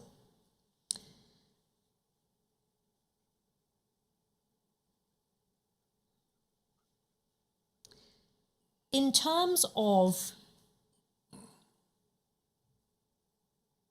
who to target and how you entered the field, there's a reference in a document, HN3, to you carrying out research on the internet into groups and meetings. Do you recall doing that? Yes, I think so. I think this was groups that would be seen as a feeder group into Reclaim the Streets, potentially.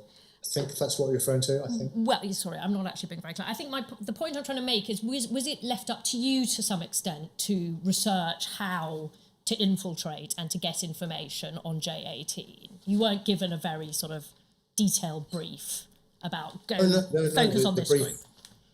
The brief was Reclaim the Streets, as my recollection is. Right, so you knew that when you deployed? Yes, yeah, absolutely. You describe in your witness statement what appears to be a slow-paced assimilation into the activist field, and that you are under no pressure immediately to start producing intelligence. Is that accurate? Yes, that's correct. Who told you that there was no obligation to produce intelligence in those first 6 months? Careful with names. Yes, of course. Would you like a cipher number? Yes, please. Yes, please. HN58. Right. And did he explain to you why there was no pressure for you to produce intelligence in that first 6-month period? I think it was just my understanding was just to let things take its time. They just wanted to let me sort of walk before I could run. To what extent, if at all, were you given to understand that it was because activists were becoming suspicious of newcomers to groups who all of a sudden became quite involved, quite prominent? No, I don't think so. Right. We're going to look at some of your earliest reporting now, HN3. This is the earliest report that the inquiry's obtained. It doesn't mean that it is the first report that you wrote, but if we could bring that up, please. It's MPS 0001861. The typing date is the 5th of March, 1999, and it refers to the Diggers' 350 years anniversary. So it's C1. It reads, so Diggers' 350 years anniversary. Arrangements for the above anniversary are continuing. Weybridge Library has been booked for Thursday, the 1st of April, for an evening of lively discussion. Those scheduled to speak include Billy Bragg, erstwhile pop idol, and George Monbiot, a well-known champion of all things environmental. It is also hoped to persuade Christopher Hill, a highly respected 17th century historian who started all the interest in diggers, to speak.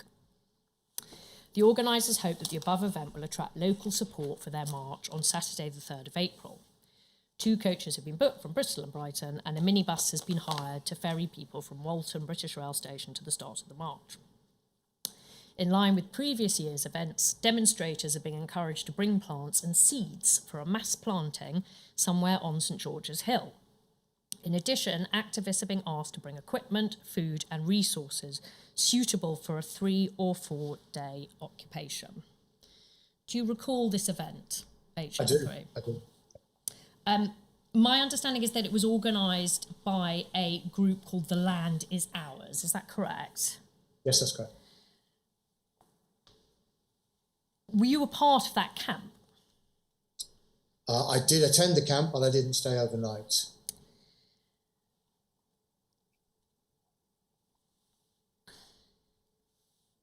Now, are you aware, HN3, of an individual that we are referring to as Rosa? You might want to have a look at the cipher list. Please don't say her actual name. Yes, I am aware, yes. Rosa, she's not provided a witness statement yet, but she will in due course. She has informed the inquiry that she met you at this camp in April 1999. Do you recall that? I'm afraid I don't. I don't dispute it. There would have been a lot of people there. This would have been my first outing, as it were. Yep. Yeah, I don't dispute it. If that person was there, then they're quite entirely possible. In case it jogs your memory, she says that you had a conversation at about 5 a.m. one morning, sat around a campfire, and that she shared some personal memories with you. Does that ring any bells? No, the reason I didn't stay overnight, I didn't have any camping gear at that stage. I was still quite early, didn't realise that was part of the requirement, which is why I kind of left each night and came back the next day. So, but I don't dispute, at some point I may have discussed things with that around a campfire, but I don't have any recollection at this event. 5 a.m. If I understand your evidence correctly, you're saying it's unlikely it was at 5 a.m. Yes, it did yes, happen. it could have been during the day, absolutely.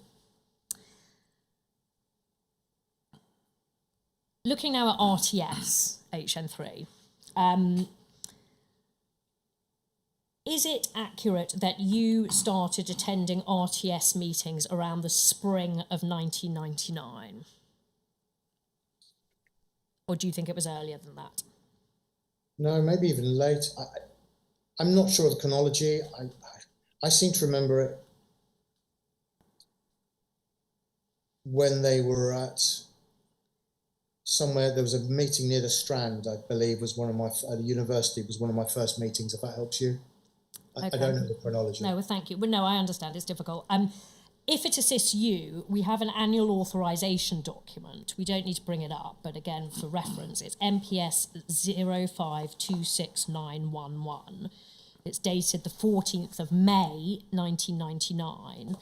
It's signed by C. Black, and it says under developments that you were attending the regular RTS meetings prior to their day of action on June the 18th. So that's in May 1999. That's probably accurate, yes. How did you come to attend those meetings? Was that something sorry, that was poorly phrased. How did you come to know about how the meetings were taking place? Were they advertised publicly? Were you told by Jim Boyling?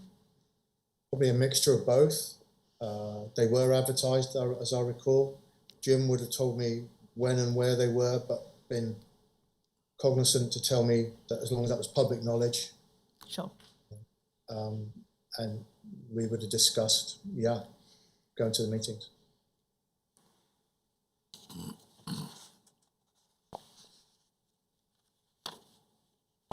The meetings that you attended, or some of the meetings anyway, were they open to the public then? Yes.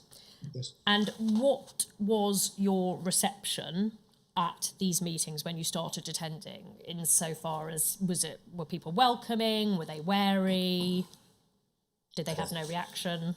I don't think people paid me any attention, but yes, people were very friendly. If you spoke to somebody in the bar before or afterwards, people were very friendly.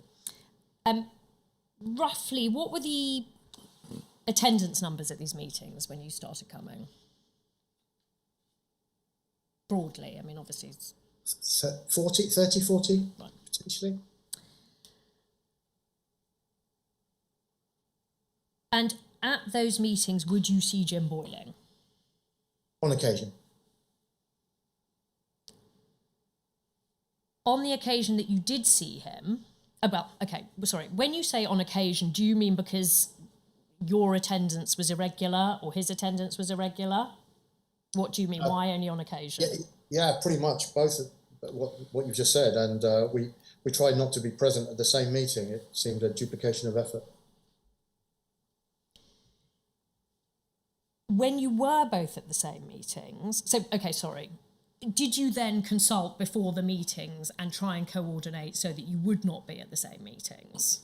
It probably wasn't as concerted and as planned as you've just described, right.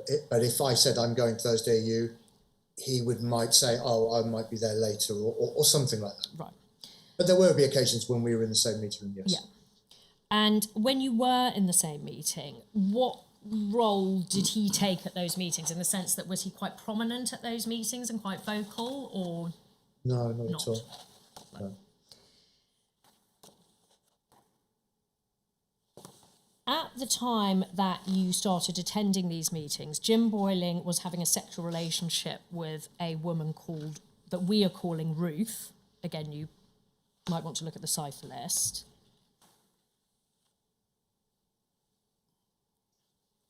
I don't know who that person is, I'm afraid. Well, my question is, did you ever see them together at meetings acting like a couple? Or if you don't know who she is, did you ever see Jim Boyling clearly as part of a couple at RTS meetings? No.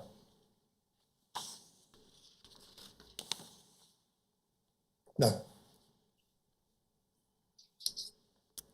We know that Jim Boyling was a key organiser for J18.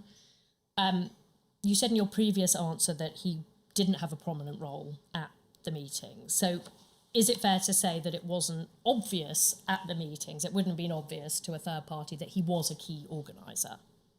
Yes, that's correct. But you were aware from STS meetings that he had a prominent role in organising J18. Is that accurate? He would have told me. Yeah. And was this something that was discussed at the STS meetings in a smaller forum, so with you, Jim Boyling, and a manager? Absolutely. Can I ask who would be present at those smaller meetings discussing his role? It probably would have been HN58, the DI at the time. I don't know when Bob Lambert left. I think he'd left by then. Okay, so then it could have been, forgive me. Yes, Lambert left in August 98, so it would have been HN53.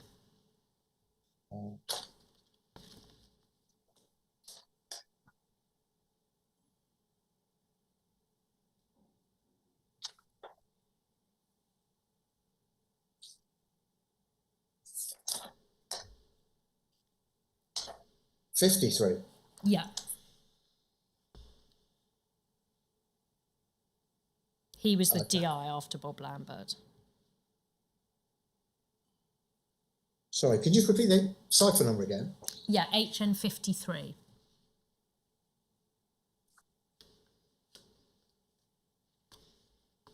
Do you mean 83?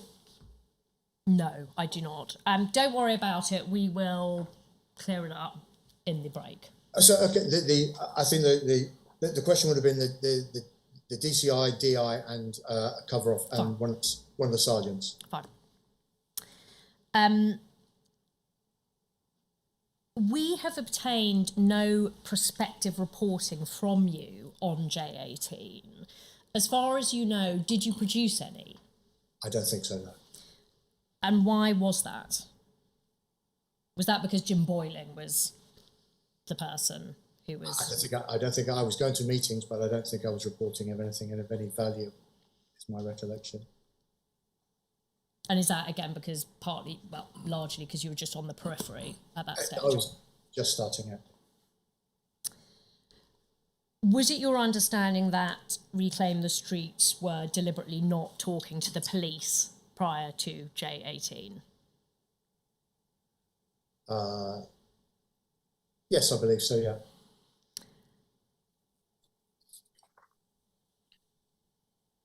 Were you involved in publicising J18 at all, in terms of distributing leaflets or stickers?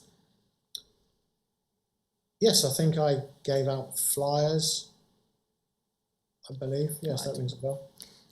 But it's fair to say it was advertised publicly. There were a large number of flyers and stickers Yes, that's disseminated. correct. Was it your impression from the meetings that you attended prior to J18 that Reclaim the Streets intended the protests to be peaceful, or that they intended them to be disorderly? And by disorderly, I mean criminal damage, throwing of missiles. My understanding and recollection is that there wasn't a specific goal. The event happened, and then what happened sort of would happen organically. Is my understanding. Though it wasn't an event that was specifically tailored for disorder. Does that make sense? Yeah, yes, that makes sense. Was it your impression that they hoped to convey a message through the protest? Yes. And what was your understanding of what that message was? I think it was the carnival against capitalism. And what did you understand that to mean, as it were, in terms of the message? It was a protest against capitalism and another world was possible.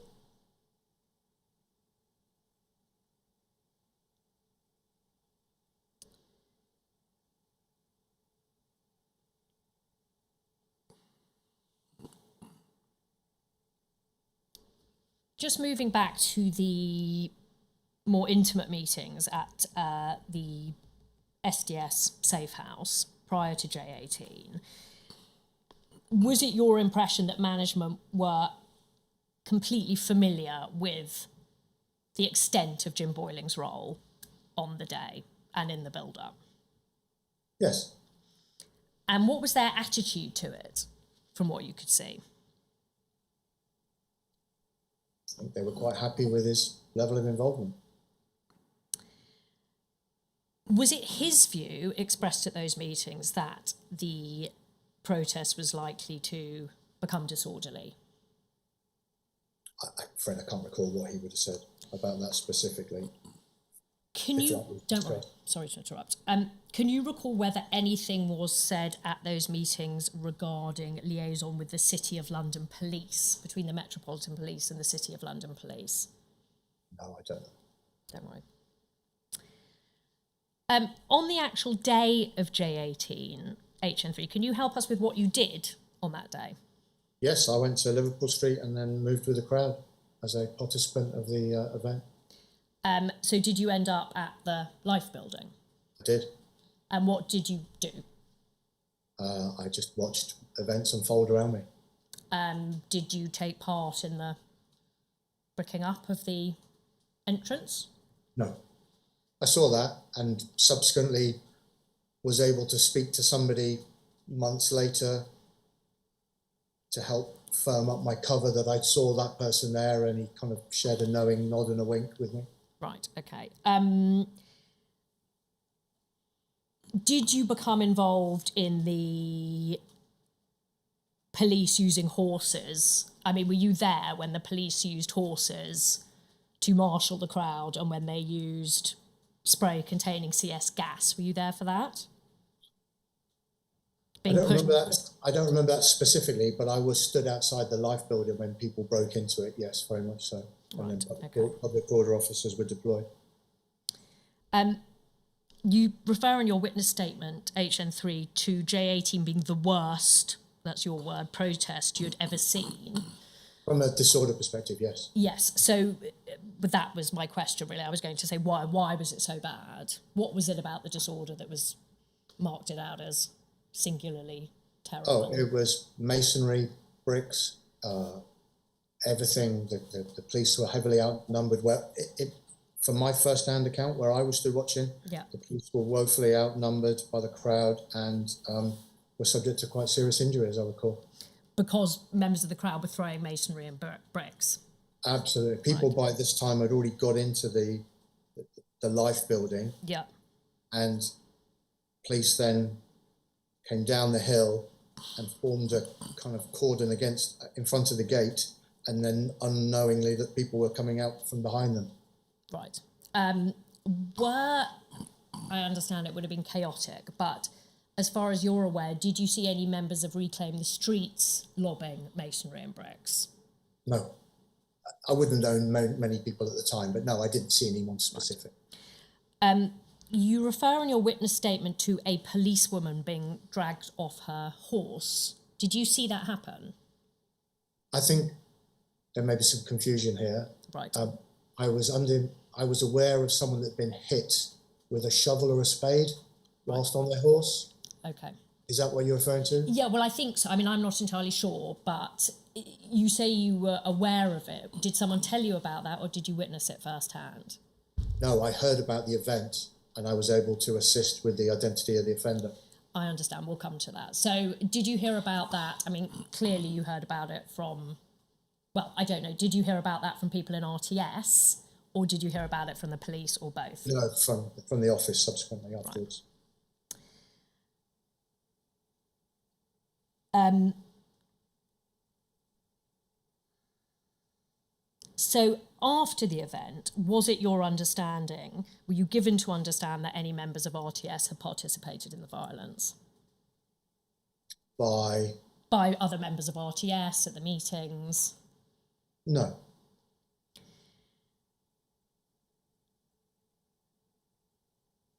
From what you could glean, what was RTS's attitude to the violent activity, the disorder that had unfolded?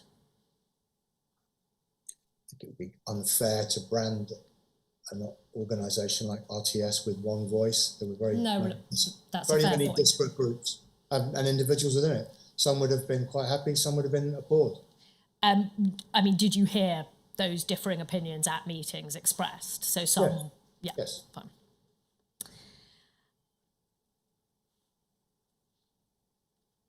If we could bring up your witness statement, it's NPS 0748426, that's A1, page 54, paragraph 151.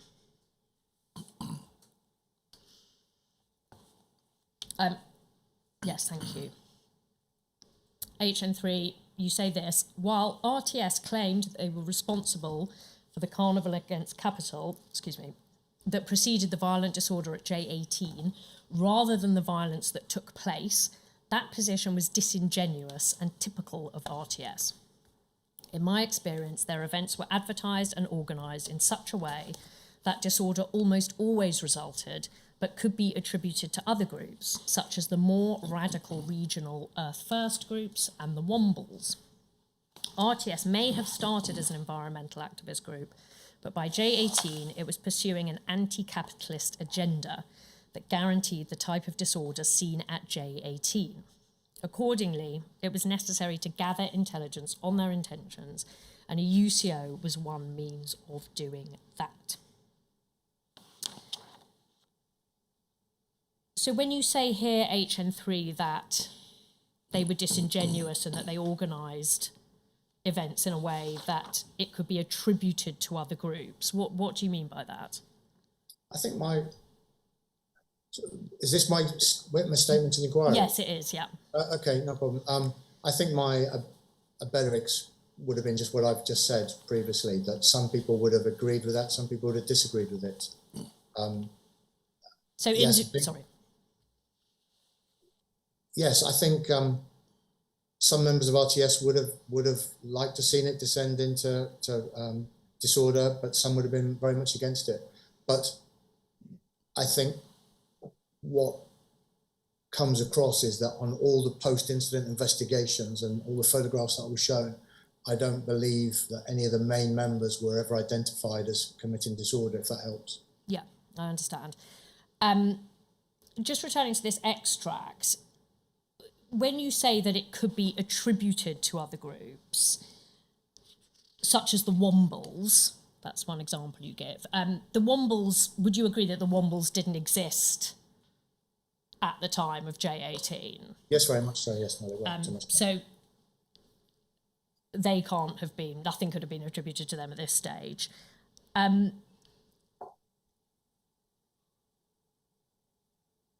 can you help us with how, in your view, a group having an anti-capitalist agenda guarantees the disorder that was seen at J18?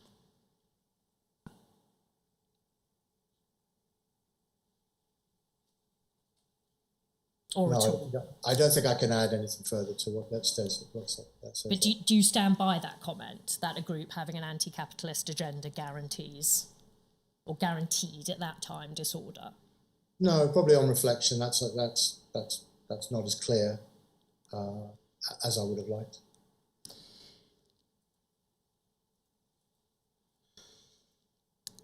Despite the fact that Jim Boyling was intimately involved in preparations and the realisation of J18, and that you were, albeit on the periphery, in RTS at the time, there was obviously, clearly, a huge amount of disorder.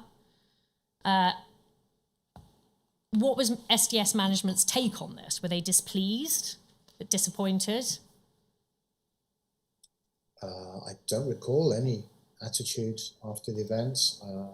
I think once a demonstration is an action is underway, there's very little that the SDS office can do about that. So I don't recall anyone express an opinion either way. Yeah, well, I suppose my point is, were you reproached in any way, or was Jim Boyling reproached about the fact that you'd failed to anticipate the levels of disorder that occurred? We'll turn now actually to something you touched on, HN3, which is this matter of identifying activists from stills and from CCTV. And I think this is what you referred to. So there are two reports in your bundle. They seem to refer to the same individual, but we'll bring up the slightly later one, which is MPS 0746676 C19. This information was obtained on the 4th of October 1999.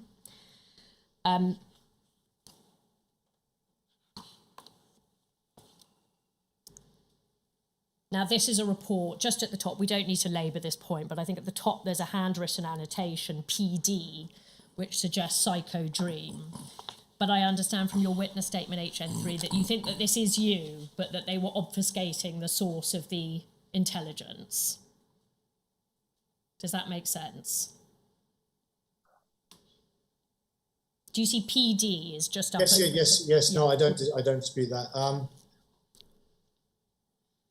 I mean, if it helps you at all, there's another report that's almost identical, which is clearly ascribed to you.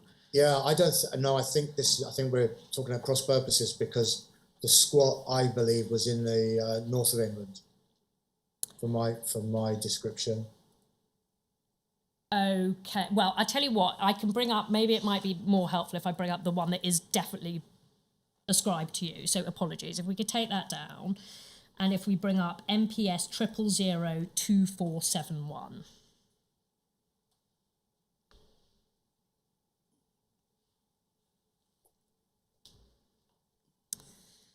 Thank you. So you can see HN3, this is your intelligence, and it's titled June 18th, 1999, Police Gazette, 22nd of September 99, subject 26. And the police, sorry, apologies. The Police Gazette, I understand, was what exactly? It was something that was passed around the Metropolitan Police containing photographs. Yes, there'd have been photographs of wanted individuals. Right. This report reads, the subject of the above photograph is an American who is believed to live in a squat in South London. His hair is currently shorter than in the picture, with no peroxide tinting on the ends. He has been seen with another American who is about 6 foot tall, stocky build, with short blonde dreadlocks. And then you say neither has been seen at the regular RTS meetings, but both attended the recent Earth First gathering. Now, I may have misunderstood HN3, but is this the individual who hit the person on the horse with a spade? This is my understanding with right. with that source comment. This is someone who I sat around a fire with at the Earthfirst gathering, and then subsequently was able to say where they were living. But my recollection, it wasn't in South London. Well, but this looks like it is. yes, But I mean, the report would suggest that it was, but in any event, yes. You'd come across this individual at the Earthfirst gathering that summer. I think you say in your witness statement he was memorable because he put a can of beans. The beans, that's in right. The yes, fire. Yeah, but he didn't pierce the can. As far as you know, I mean, I'm aware they may not have fed back to you, but do you know if this led to an arrest? I don't know. You don't know. So you can't recall getting any feedback from this identification about whether it bore any fruit. Thank you, we can take that down.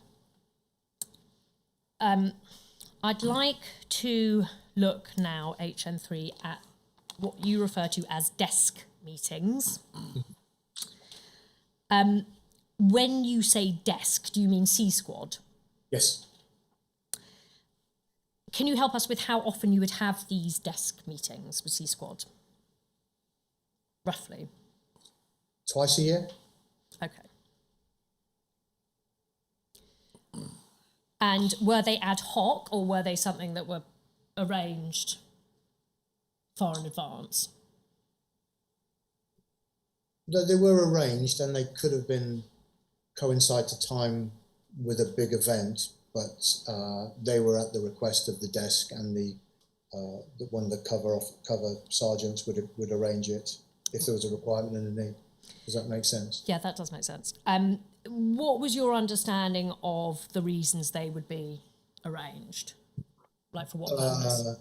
So we could give them a first-hand account of what it was like at the meetings, because they were working on the thematic area. We were able to help with what the dynamic was like at a meeting. Sometimes they showed us photographs, asked us who particular people were. Oh, sorry, we've lost you. They asked. I'm sorry, HFE. Yes, you cut out a bit just towards the end there. Do you mind just repeating? So yes, sorry, of course. They would show us photographs. They would ask us questions, specifics. They would just let us talk about what it was like at a meeting, how the activists kind of organised, what the dynamic was like, that sort of thing.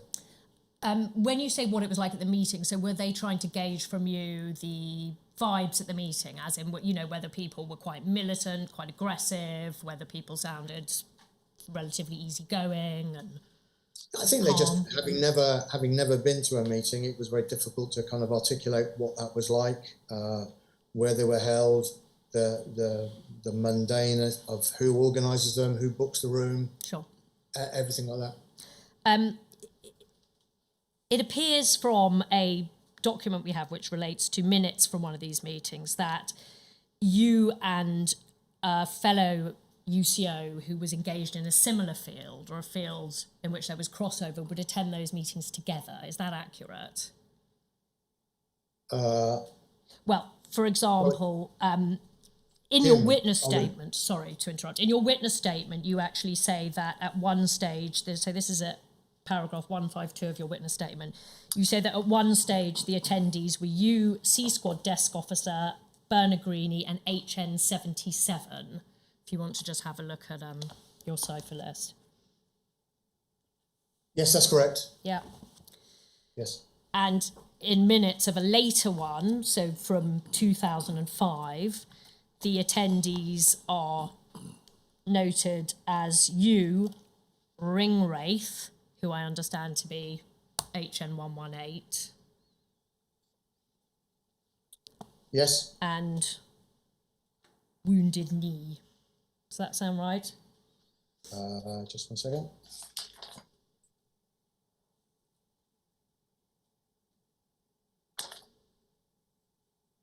Yes, yes, I would. Yeah. I would. I don't recall that meeting, but I don't disagree. Yeah. Fine. So, was it your understanding that you were there to sort of pool your collective knowledge for the benefit of C-Squad? Was that meeting, what was the date for that one with the three of us? So that's very late on in your deployment. That's the 17th of November 2005. I can bring up the document if it assists. No, that's fine. Would that could have potentially been to do with a large event? Right. I see. I understand. It's outside the jurisdiction, I believe, but that's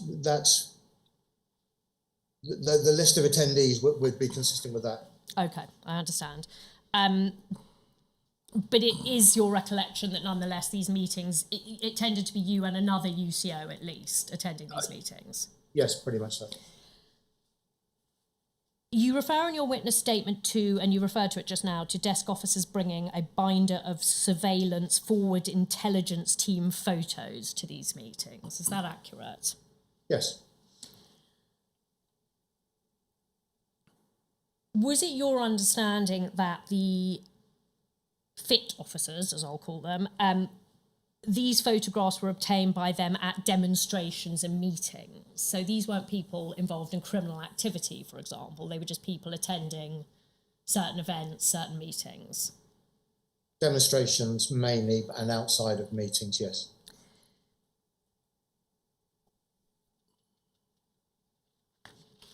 Were you aware, sorry, moving on now, HN3, were you aware at the time that in April 2000 there was a criminal trial relating to J18 in respect of organising an illegal procession relating to an individual, a donor, to reclaim the streets? I think I was, yes. And to the best of your recollection, were you aware from your fellow activists, or was it something you were made aware of by your SDS colleagues? I think it would have been open source without naming the individual, and then the SDS naming the individual. Yes, okay. Yes, and we mustn't name that individual. No, that's it. Can you recall any discussions with SDS managers and or Jim Boyling, or with anyone in the SDS, regarding Jim Boyling's involvement in J18 and whether that should be disclosed to prosecutors and the defence in that trial? No.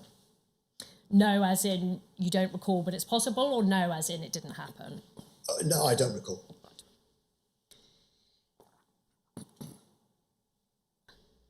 Rosa, now you've reminded yourself, HN3, of her real name. Yes, you remember her. Yes.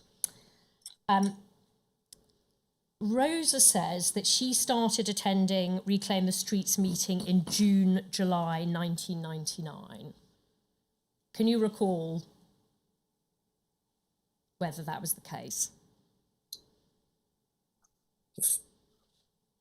That's quite possible, because I think the first time I met that person was at a Earth First summer gathering. Right. Do you think that was the summer gathering in 1999, the same one where the... Yes, Beans. possibly. Yes. Right. That could be right, yes. Okay, well, we'll look at that in more detail in due course. Can I ask you this? From the interactions or from what you saw of Rosa at RTS meetings, was it your impression she was an activist in RTS?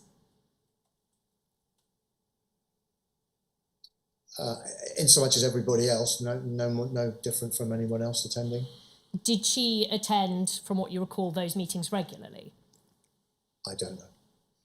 You can't recall how often? Yeah, I can't recall the frequency. No. Okay, well, we'll return to that topic, but I was just trying to address it in chronological order.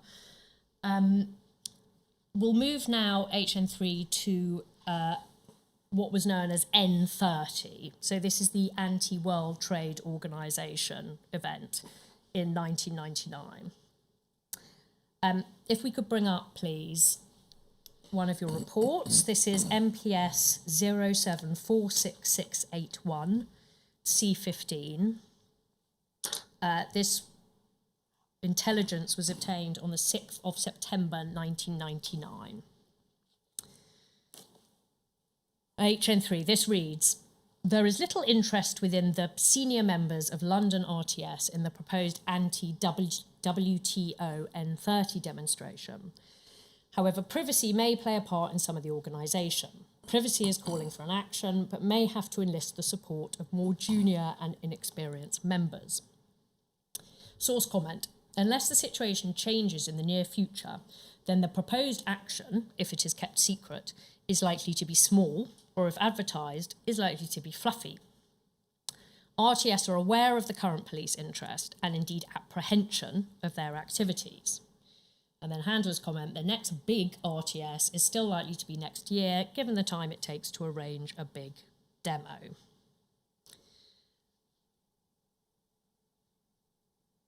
When you refer to senior members of RTS here, HN3, in the first line of that report, was Jim Boyling one of those senior members?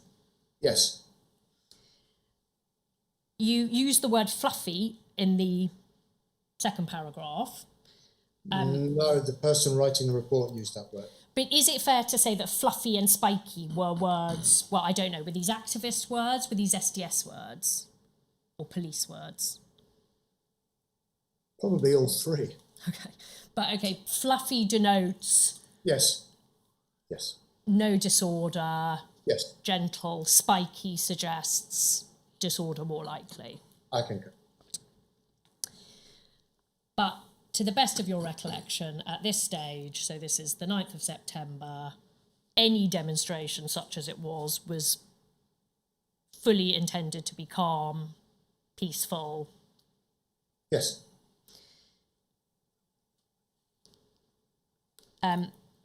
We can take that down now, please. If we can bring up your ex post facto report on N30. So this is MPS 000 2718 C27. And the date this intelligence was obtained was the 1st of December 1999. And... oh, excuse me. no, don't worry. You're right. Do you want to have a glass of water? No, thank you. Okay, fine. So, first paragraph. The three main organisers for the November 30th demonstration held outside Euston Station were Privacy, Robert Banbury and Privacy.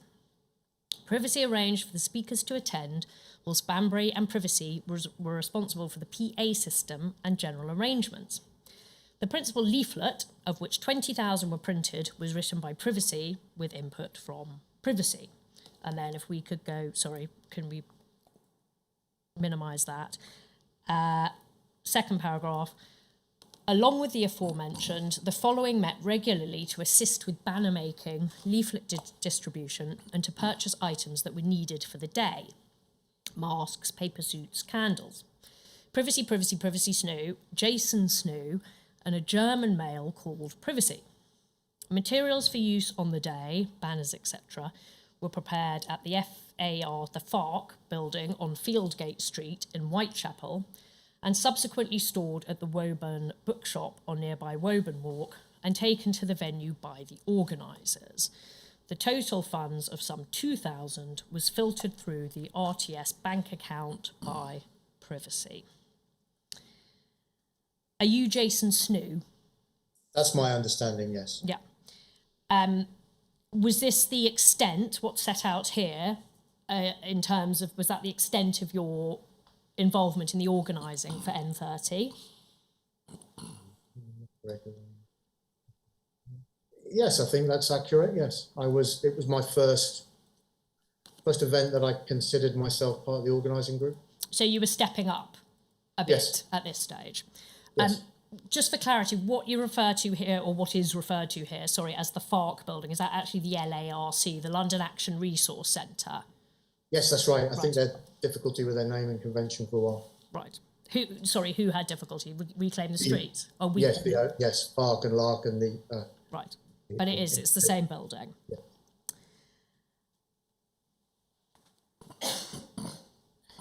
From the reports we've obtained, there are no estimates of the likely numbers attending.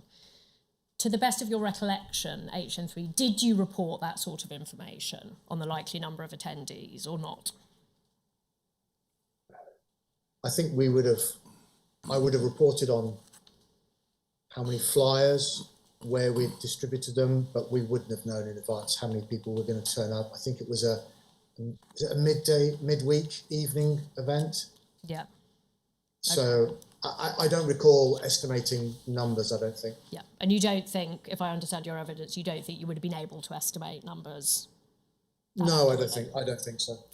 If we could just reduce that again, please, just minimise that.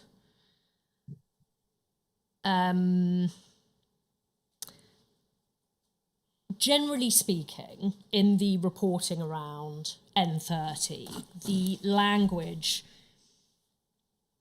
tends to, it paints a picture of sort of apathy and a lack of interest and of a general sort of lack of energy surrounding this event and the organisation of it. Is that fair? A fair characterisation?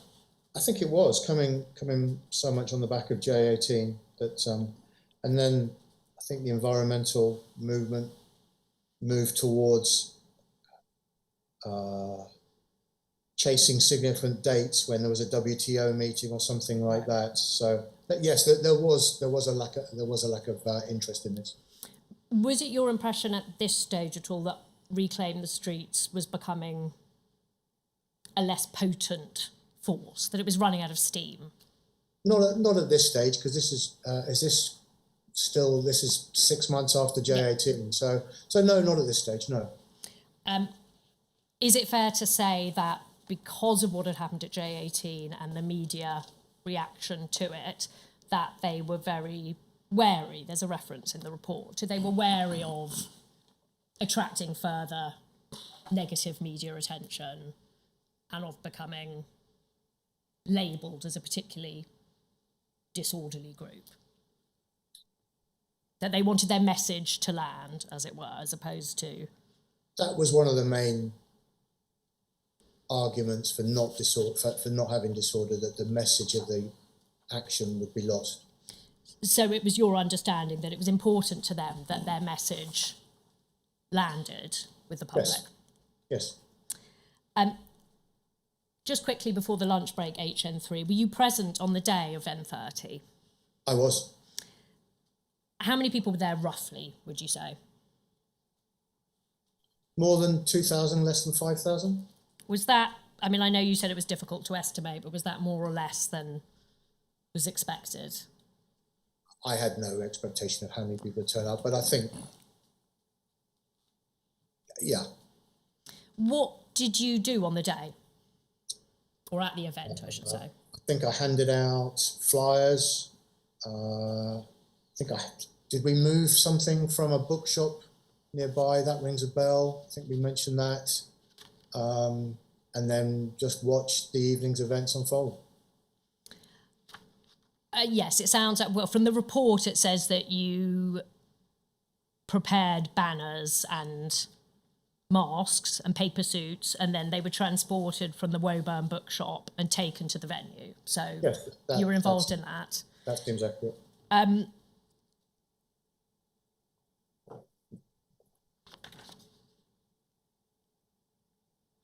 Okay, I think now is probably a good time to stop, sir, before lunch. Otherwise, we'll run into lunch. So we will pick up this topic again, HN3, after lunch, but I think we better stop now. Very well. We'll resume at 2. Thanks, sir. Back at 2.